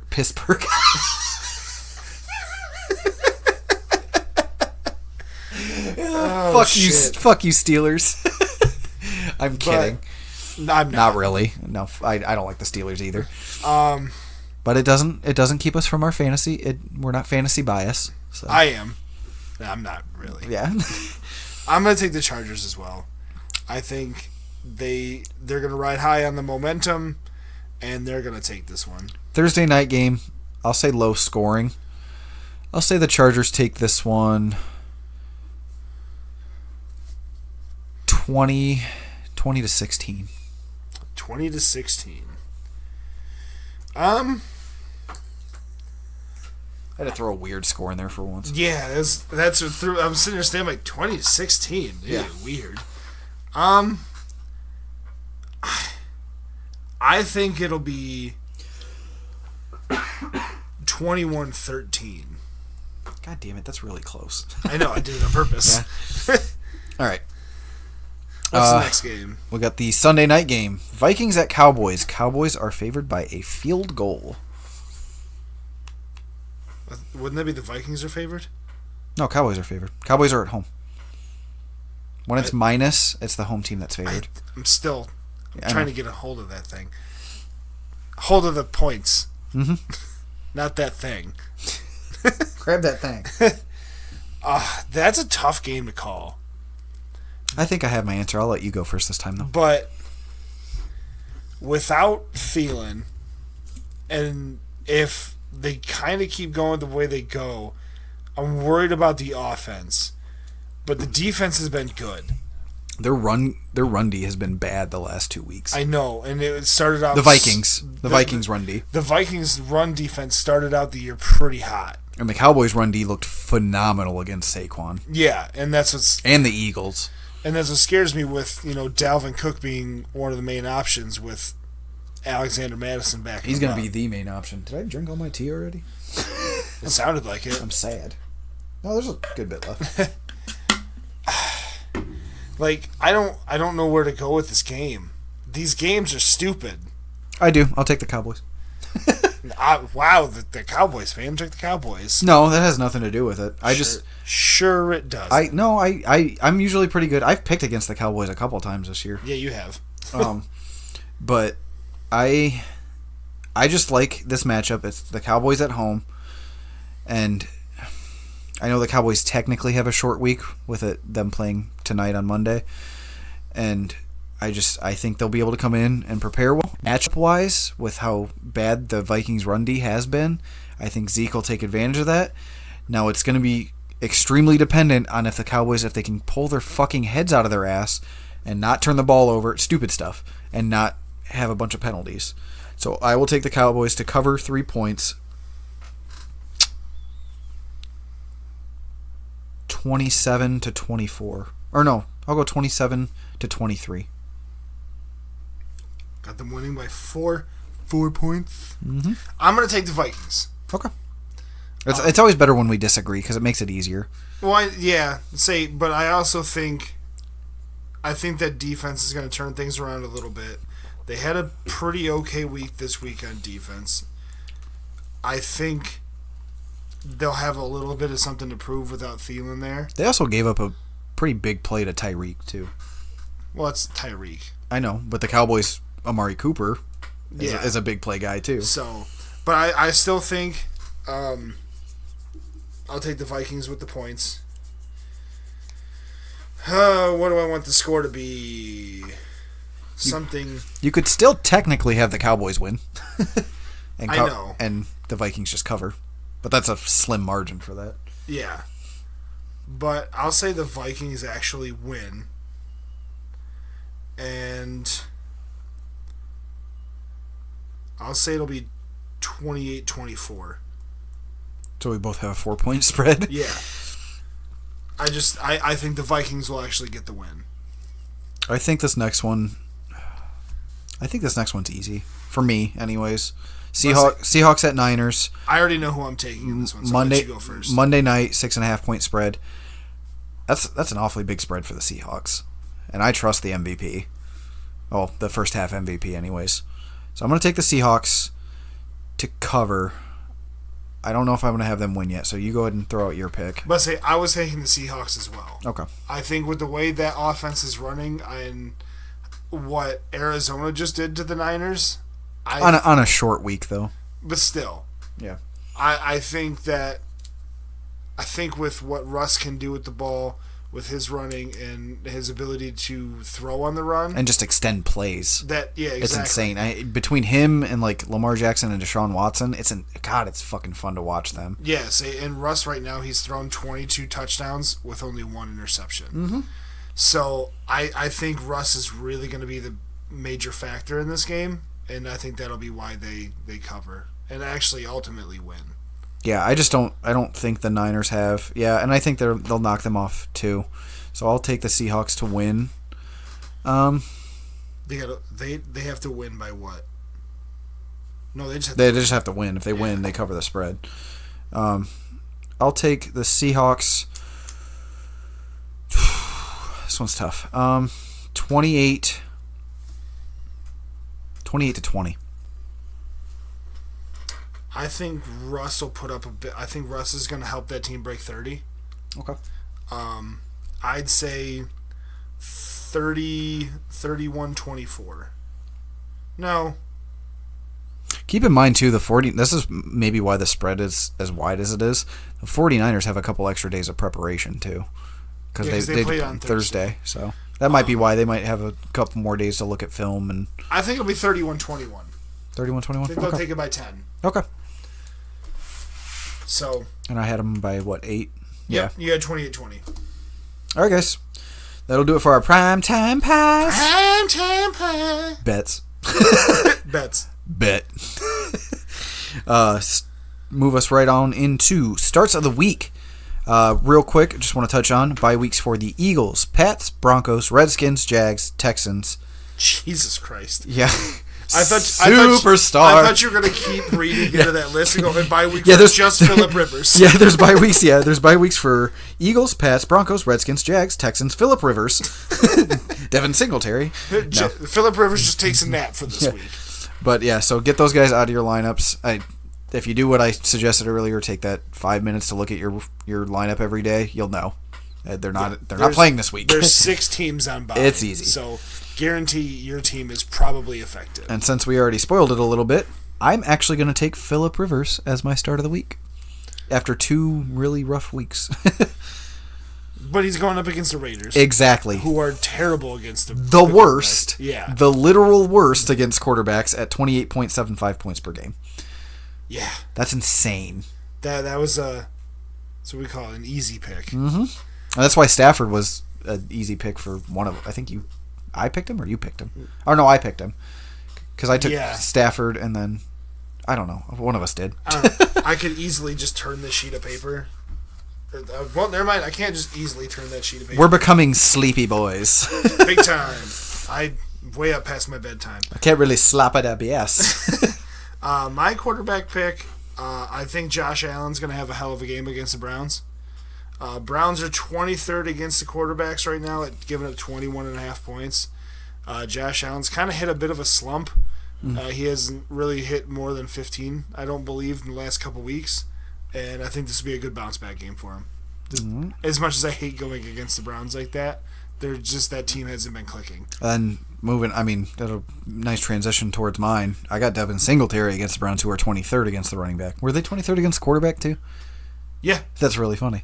But 19.75 points per game. I know that he splits time with Frank Gore, but I believe in this kid's talent a lot. And we've talked about it a few times. Yeah, and it's just I think he'll have a wonderful day against the 23rd ranked Browns D against running backs. Yeah, I went with somebody that we had mentioned, that we had a lot of hype for. David Montgomery for the Bears, going up against the Lions defense, who are the worst defense against running backs, giving up 25.7 points per game. That's why I said I didn't know how I missed him the first time around. Because I send you the docket, so I get first dibs on starts of the week. So, but I'm gonna, if he continues on this awesome trajectory he's on of being their main guy, I'm gonna start calling him David Montgomery.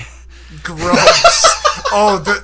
If it wasn't so much what you said, it was the look you gave me. I looked into the soul of AJ through his eye portals. Seductively. Yeah.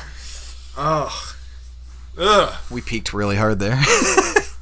Peaks and valleys, peaks and valleys. I think you just peeked in your pants, too, Yeah. the way you looked at me. Yummery. I'll move on to the wide receiver position to get away from this awkward segment. Gonna mount Yummery. Oh, God. Anyway, my wide receiver pick is actually Golden Tate against the Jets. Golden Taint? I don't know what Golden Tate does in his off time. Yeah. But he's gone up against the Jets, who are 25th against the wide receiver position, giving up 25 points. Tate's proven to be pretty serviceable on that offense. I think it's just because you're nasally, it sounds like you say taint every time. It could be. He's like Gold Member, except instead of his crotch being gold, it's taint. Just his taint. Yeah. Just the golden gooch. It's gold! The golden gooch, golden taint. I said taint intentionally on that one, Yeah. I think. But, yeah, I do like that start. Mine is, I spoke about him a bit ago, and I really like his schedule. Jamison Crowder. Crowder. Yeah, give me some of that clam Crowder. But, yeah, against the Giants, 30th ranked against wide receivers, 28 points per game. And they like giving up stuff to the slot because Jason Witten and Randall Cobb were getting targeted a lot in this Monday night game. Randall Cobb's a piece of shit. But Good God. McMurray's a piece of shit, and so is Randall Cobb. But, maybe they hang out together. Yeah. Try to do a little McMurray face there. You missed it. Who's your tight end? Oh, my tight end. Greg Olsen versus the Packers, 24th. There wasn't a whole lot to pick from this week. No, they were kind of iffy. But Packers are 24th ranked against... God, why the fuck? That's twice in a row I fucked up on that. 24th ranked against tight ends, 8.1 points per game. And Kyle Allen does seem to have a connection with him from time to time. So, time after time. I went with Gerald Everett against the Steelers. My start of the week is Pat Mahomes. Oh, fuck yeah. Put me in, coach. My knees will slide left to right.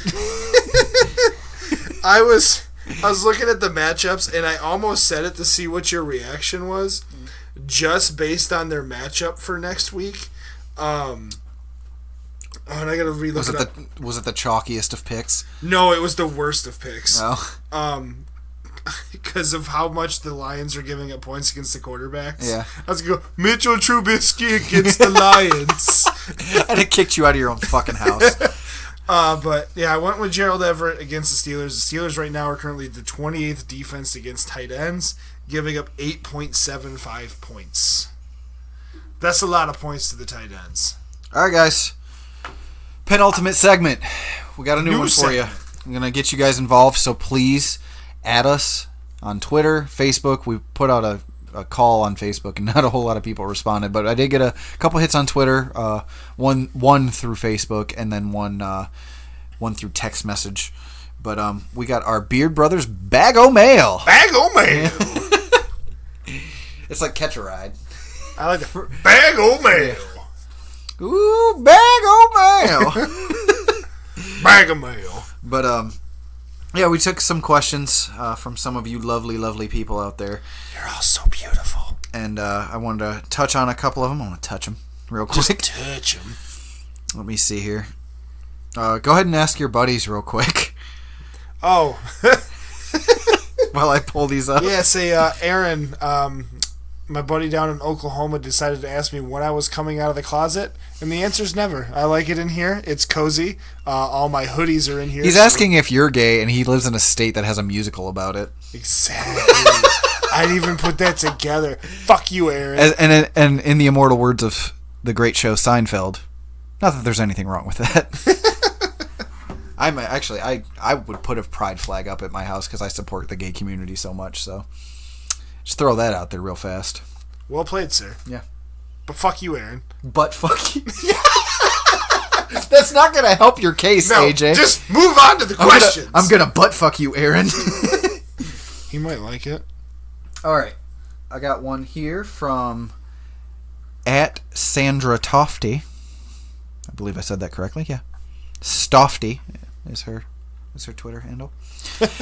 I'm looking to trade Hunter Henry. I need a decent wide receiver. Some of my choices are AJ Green, Mike Williams, Jamison Crowder, Jarvis Landry, Robert Woods.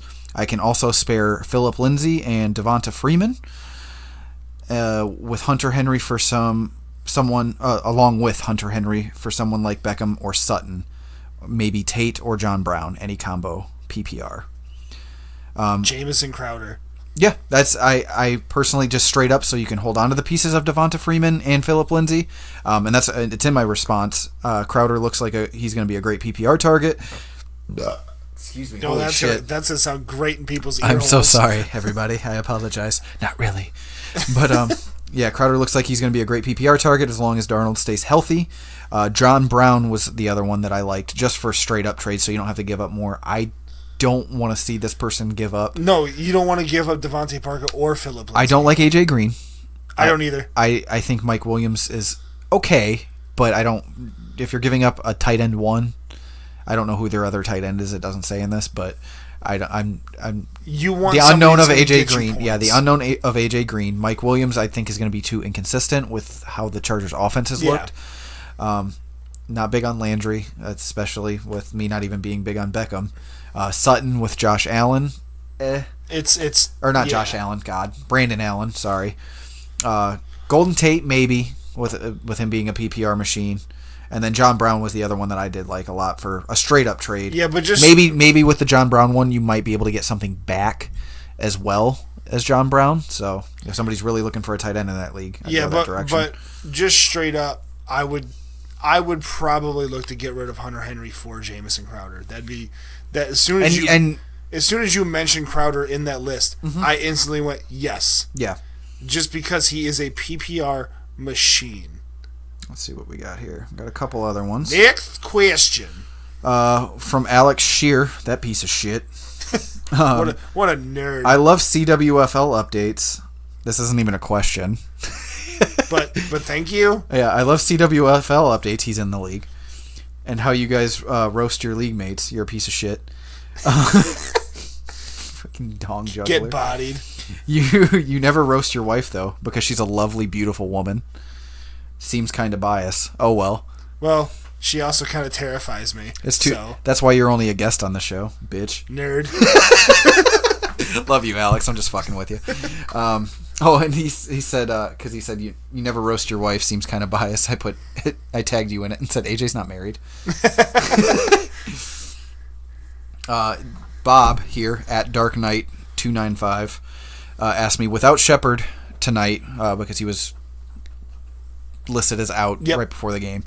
I need a quick flex player tonight. Randall Cobb or Jason Witten. I believe if I did the math correctly, he decided to put in Randall Cobb against my wishes. I said we like Witten for safe points with a higher floor, but if you need a bigger upside, we go Cobb. He did reply again with the pictures, and he did have Saquon tonight. So I told him to go with Witten for the safe points. He did not. He put in Cobb, and I believe he lost by 1.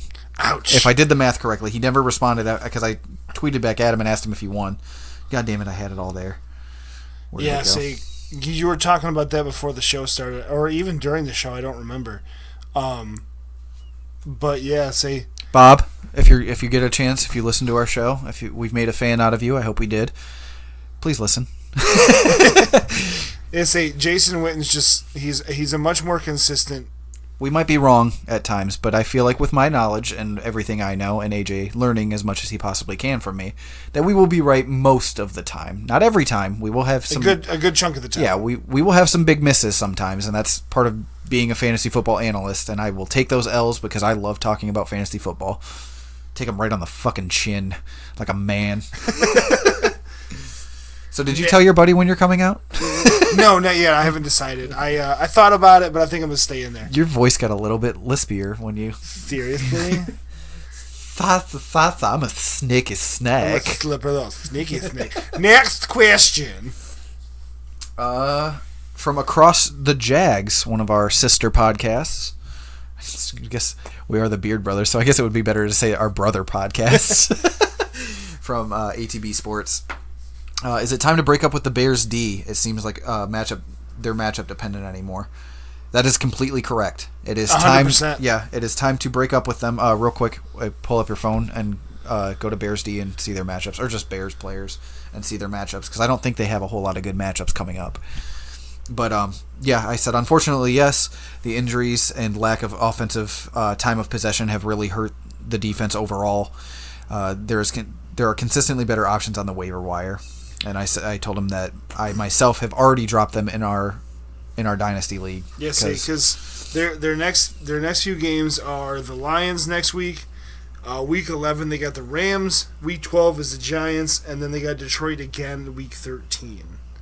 So maybe against Detroit, but it's iffy. They just haven't shown that they're a top flight defense anymore. They haven't shown that they're the Bears of last year.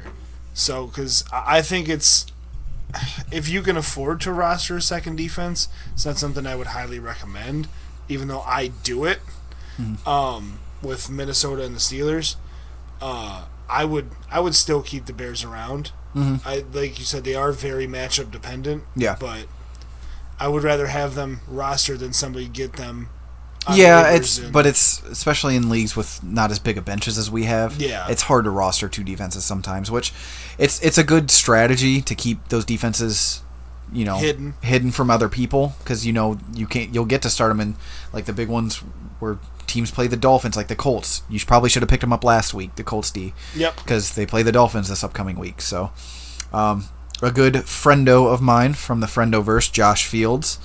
What's your most heartbreaking fantasy football loss? I didn't answer him because I wanted us to try and think of these on the spot. I know mine already. Mine was losing in the losing in the semifinals of his league by 0.25 points. Ouch. I feel your pain, brother. My team would have destroyed every team that league in the finals that year. So it looks like he didn't make the finals, and he outscored both of the finals teams, which is exactly what happened to Brandon last year. Yep. Because I beat him. Yep. My heartbreaking loss was my loss last year to you. I only lost by 12 points in the championship, but that still stings. Knowing that I came from quite a losing streak to bounce back and even make it to the playoffs, and then to knock the number one seed. I also may have done some shady shit, so that way I didn't have to play you in the first round. I know you did. I fell out of first place sort of on purpose. But it definitely sucked. I was really feeling myself and my team that I was going to take that win, only to get slapped down. I honestly think mine came last week in my pay league, in Mason's league. Mason, Ashley, if you guys ever listen to this. I lost to Ashley. My team got me back within 5 points and then just stopped scoring. Jeez. And I was down by a metric shit ton, and the players I had left got me really fucking close, and I was just let down at the very end. I was super upset about it. You haven't had the best year in that I'm league. 3-6 in that league now. Yeah. After winning this week, I'm 3-6. I'm not statistically eliminated yet. I actually almost control my own destiny still. If I can win out, which I've done before in leagues, I've been 2-6 before and won out and won the championship. So people out there listening, don't give up on your team. Look at standings, check everything, because it's only an 8-man league, and there's a lot of middling people with 2 top-tier people. Yeah. So if I can catch up to those other middling people, it'll help out a lot. If I can sneak into the playoffs, I have fucking CMC. So, yeah, and Lamar Jackson. He's literally going to carry your team. And it sucks because it's only an 8-man league, and 8-man leagues are kind of meh. But we do everything possible in ours, because I wanted nothing but close friends, minus Chad and Brandon. But yeah, Chad's never gonna figure this out on his record player. So, but yeah, I kind of lost my train of thought because it's so late. Next. Yeah, don't give up. Never give up, never surrender. Next question. What did I tell you about baller shit? I just realized what you were doing. I was just saying next question. Yeah, Jason Moore, I know you were. If I want to do it like that, next question. Yeah, you had to put a... You could hit him with like a, on to the next one. No, that sounded weird. It sounded like Michael Jackson-y. On to the next one. Hee hee. You did the kick. Come on. Come on, Tito. Let's move to the next question. All right, that's enough of that. Melissa, our good friend from the CWFL, actually asked us a question. What are your Super Bowl predictions? Jeez. Browns win it. Yeah. Browns by 50. Next question. If I honestly had to guess, I was really hoping, and I know Alex was too, it would have been cool to see the Pats go undefeated and the Niners stay undefeated and both teams go undefeated in the Super Bowl. But meh. I see the Seahawks there for sure. Really? Because I have a team beating them in the NFC Championship. If it breaks down that way. I really could see them making it all the way. I don't even see the Niners making it to the conference championship. No, I think they'll fall off. We'll see. But yeah. Go ahead with yours. I'm trying to think.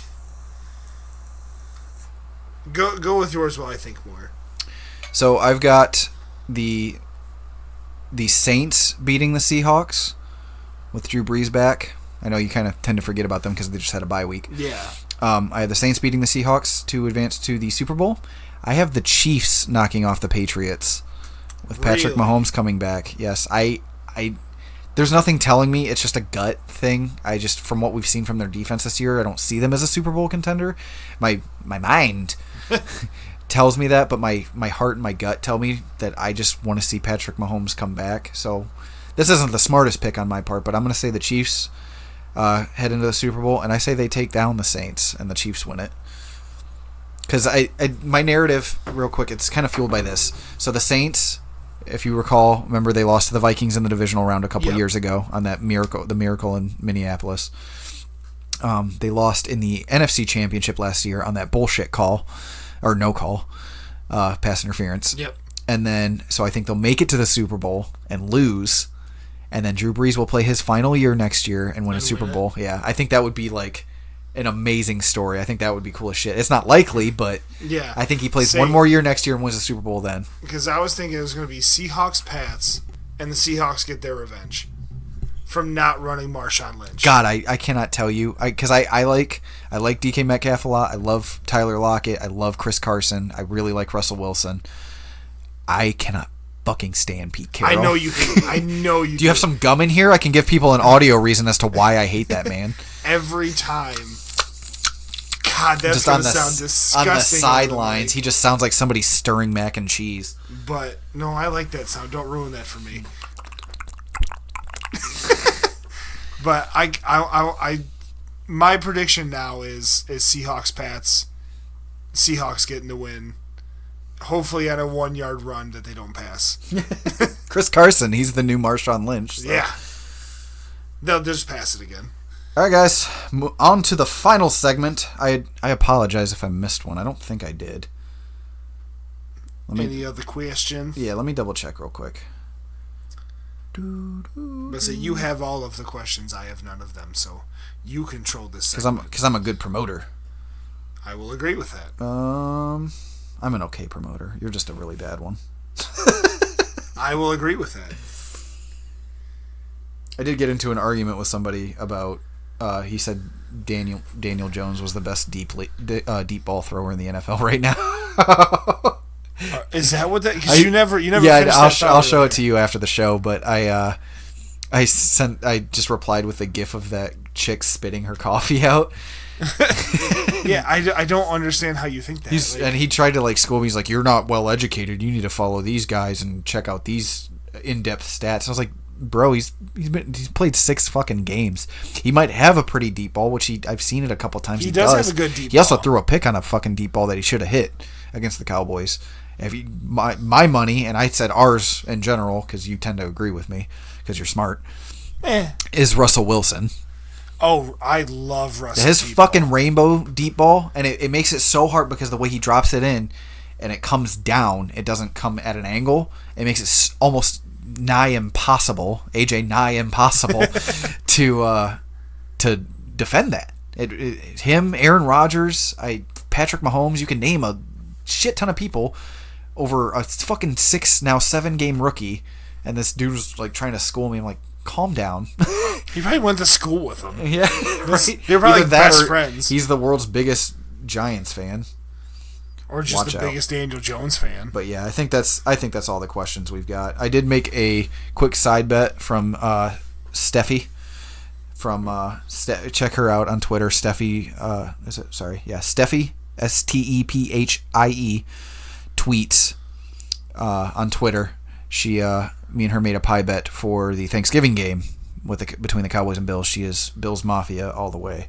See, because she's another member of the Across the Board sports family, too. Yes, sir. Yep. And I think, since she's all the way out in New York, she was going to, if it comes that way, she was going to get a pumpkin pie and record it for us. And real quick, Chandler replied on this one. We kind of talked about it a bit already.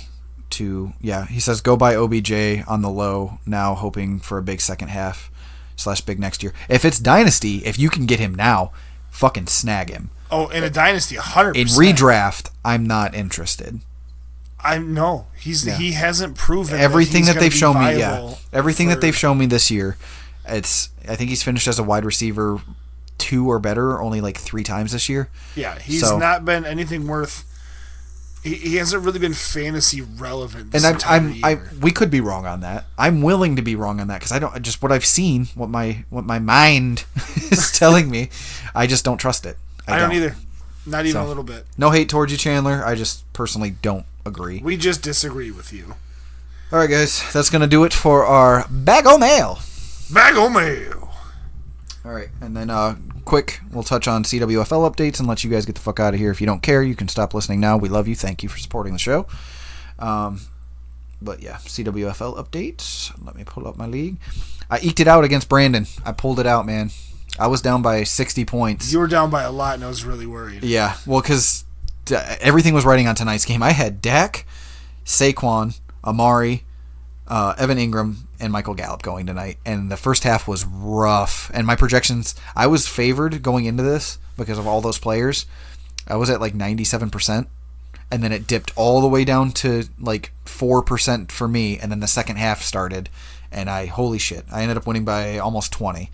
So, big comeback for me. I had a middling week at 160. 160 is like an okay week. That's like normal for us. Yeah. I'd say that's about the median of our league.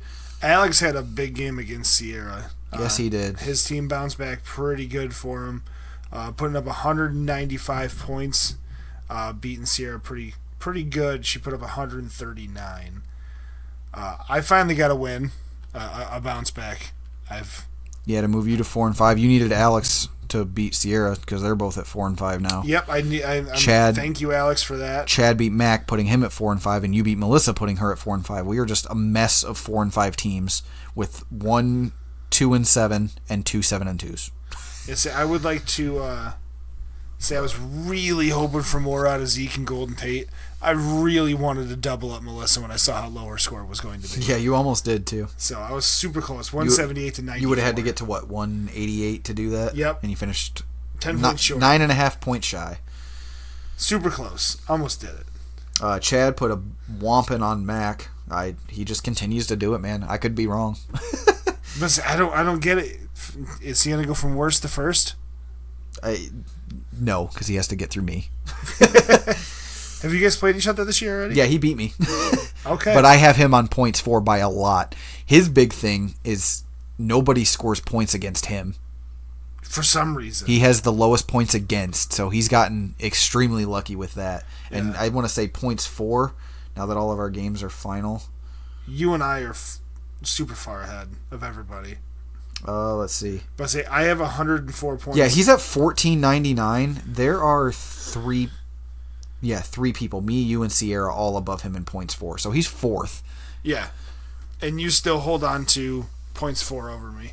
Mm-hmm. So you and I are the first two to break 1,600 points for the year. Mm-hmm. So that makes me feel good. I told you, and you move firmly back into second place in our division. Yes. So as of right now, you would be in the playoffs. You and I believe Sierra. Yeah, I think Sierra would still sneak in there because of points. Yeah, because of points on Alex. So, all right, guys, that's going to do it for us. You can go ahead and get the music ready. Nope, I screwed that up. We're not going to have the outro music this time. Okay, you're just going to... Are you going to be able to insert it afterwards? We'll find out. Okay. So, sorry about... I'm still working on some little technical, silly things with this. So, if there's a couple weeks where the music sounds funny... Pull it up. We'll play it. I can't. It won't play through the right way. Oh, yeah, because we're doing the dual mic thing. Yeah, so. Okay, but yeah, that's going to do it for us this week, guys. Don't forget, please check us out on YouTube. Just anything Beard Brothers Fantasy Football. Did you end up changing our YouTube page yet? I don't remember. If YouTube might be the only one that's still Beard Brothers Football Podcast. Yeah. If not, it won't be the next couple days. Yeah, so check us out, Beard Brothers Fantasy Football Podcast on Instagram, Twitter, Facebook. And YouTube, I guess. Yeah. But we're getting it all straightened out. We're getting some traction. So we appreciate all the love and support, guys. And we will. And don't forget, check out atbsports.net. Read some of their articles. John Kaufman keeps pumping out bangers. Bangers. Yeah, he's got some bangers, man. Fucking bangers. And Alex and the whole crew over there, Chandler, just doing great good work. Do real good. They do real good. They do real good. They do real good, Double D. Jesus. Like Zoinks, man, you gotta check them out. All right, we're gonna end this show. All right, guys, we appreciate everything. We appreciate the questions. We're probably gonna. I hope that becomes a regular thing. If not, it'll be on our second show once we start doing 2 shows. 100%. The Bag O' Mail. Bag O' Mail. But all right, guys, we love you very much. Thank you for all the support, and we will see you guys. We will see you guys next time. Goodbye. And we're out.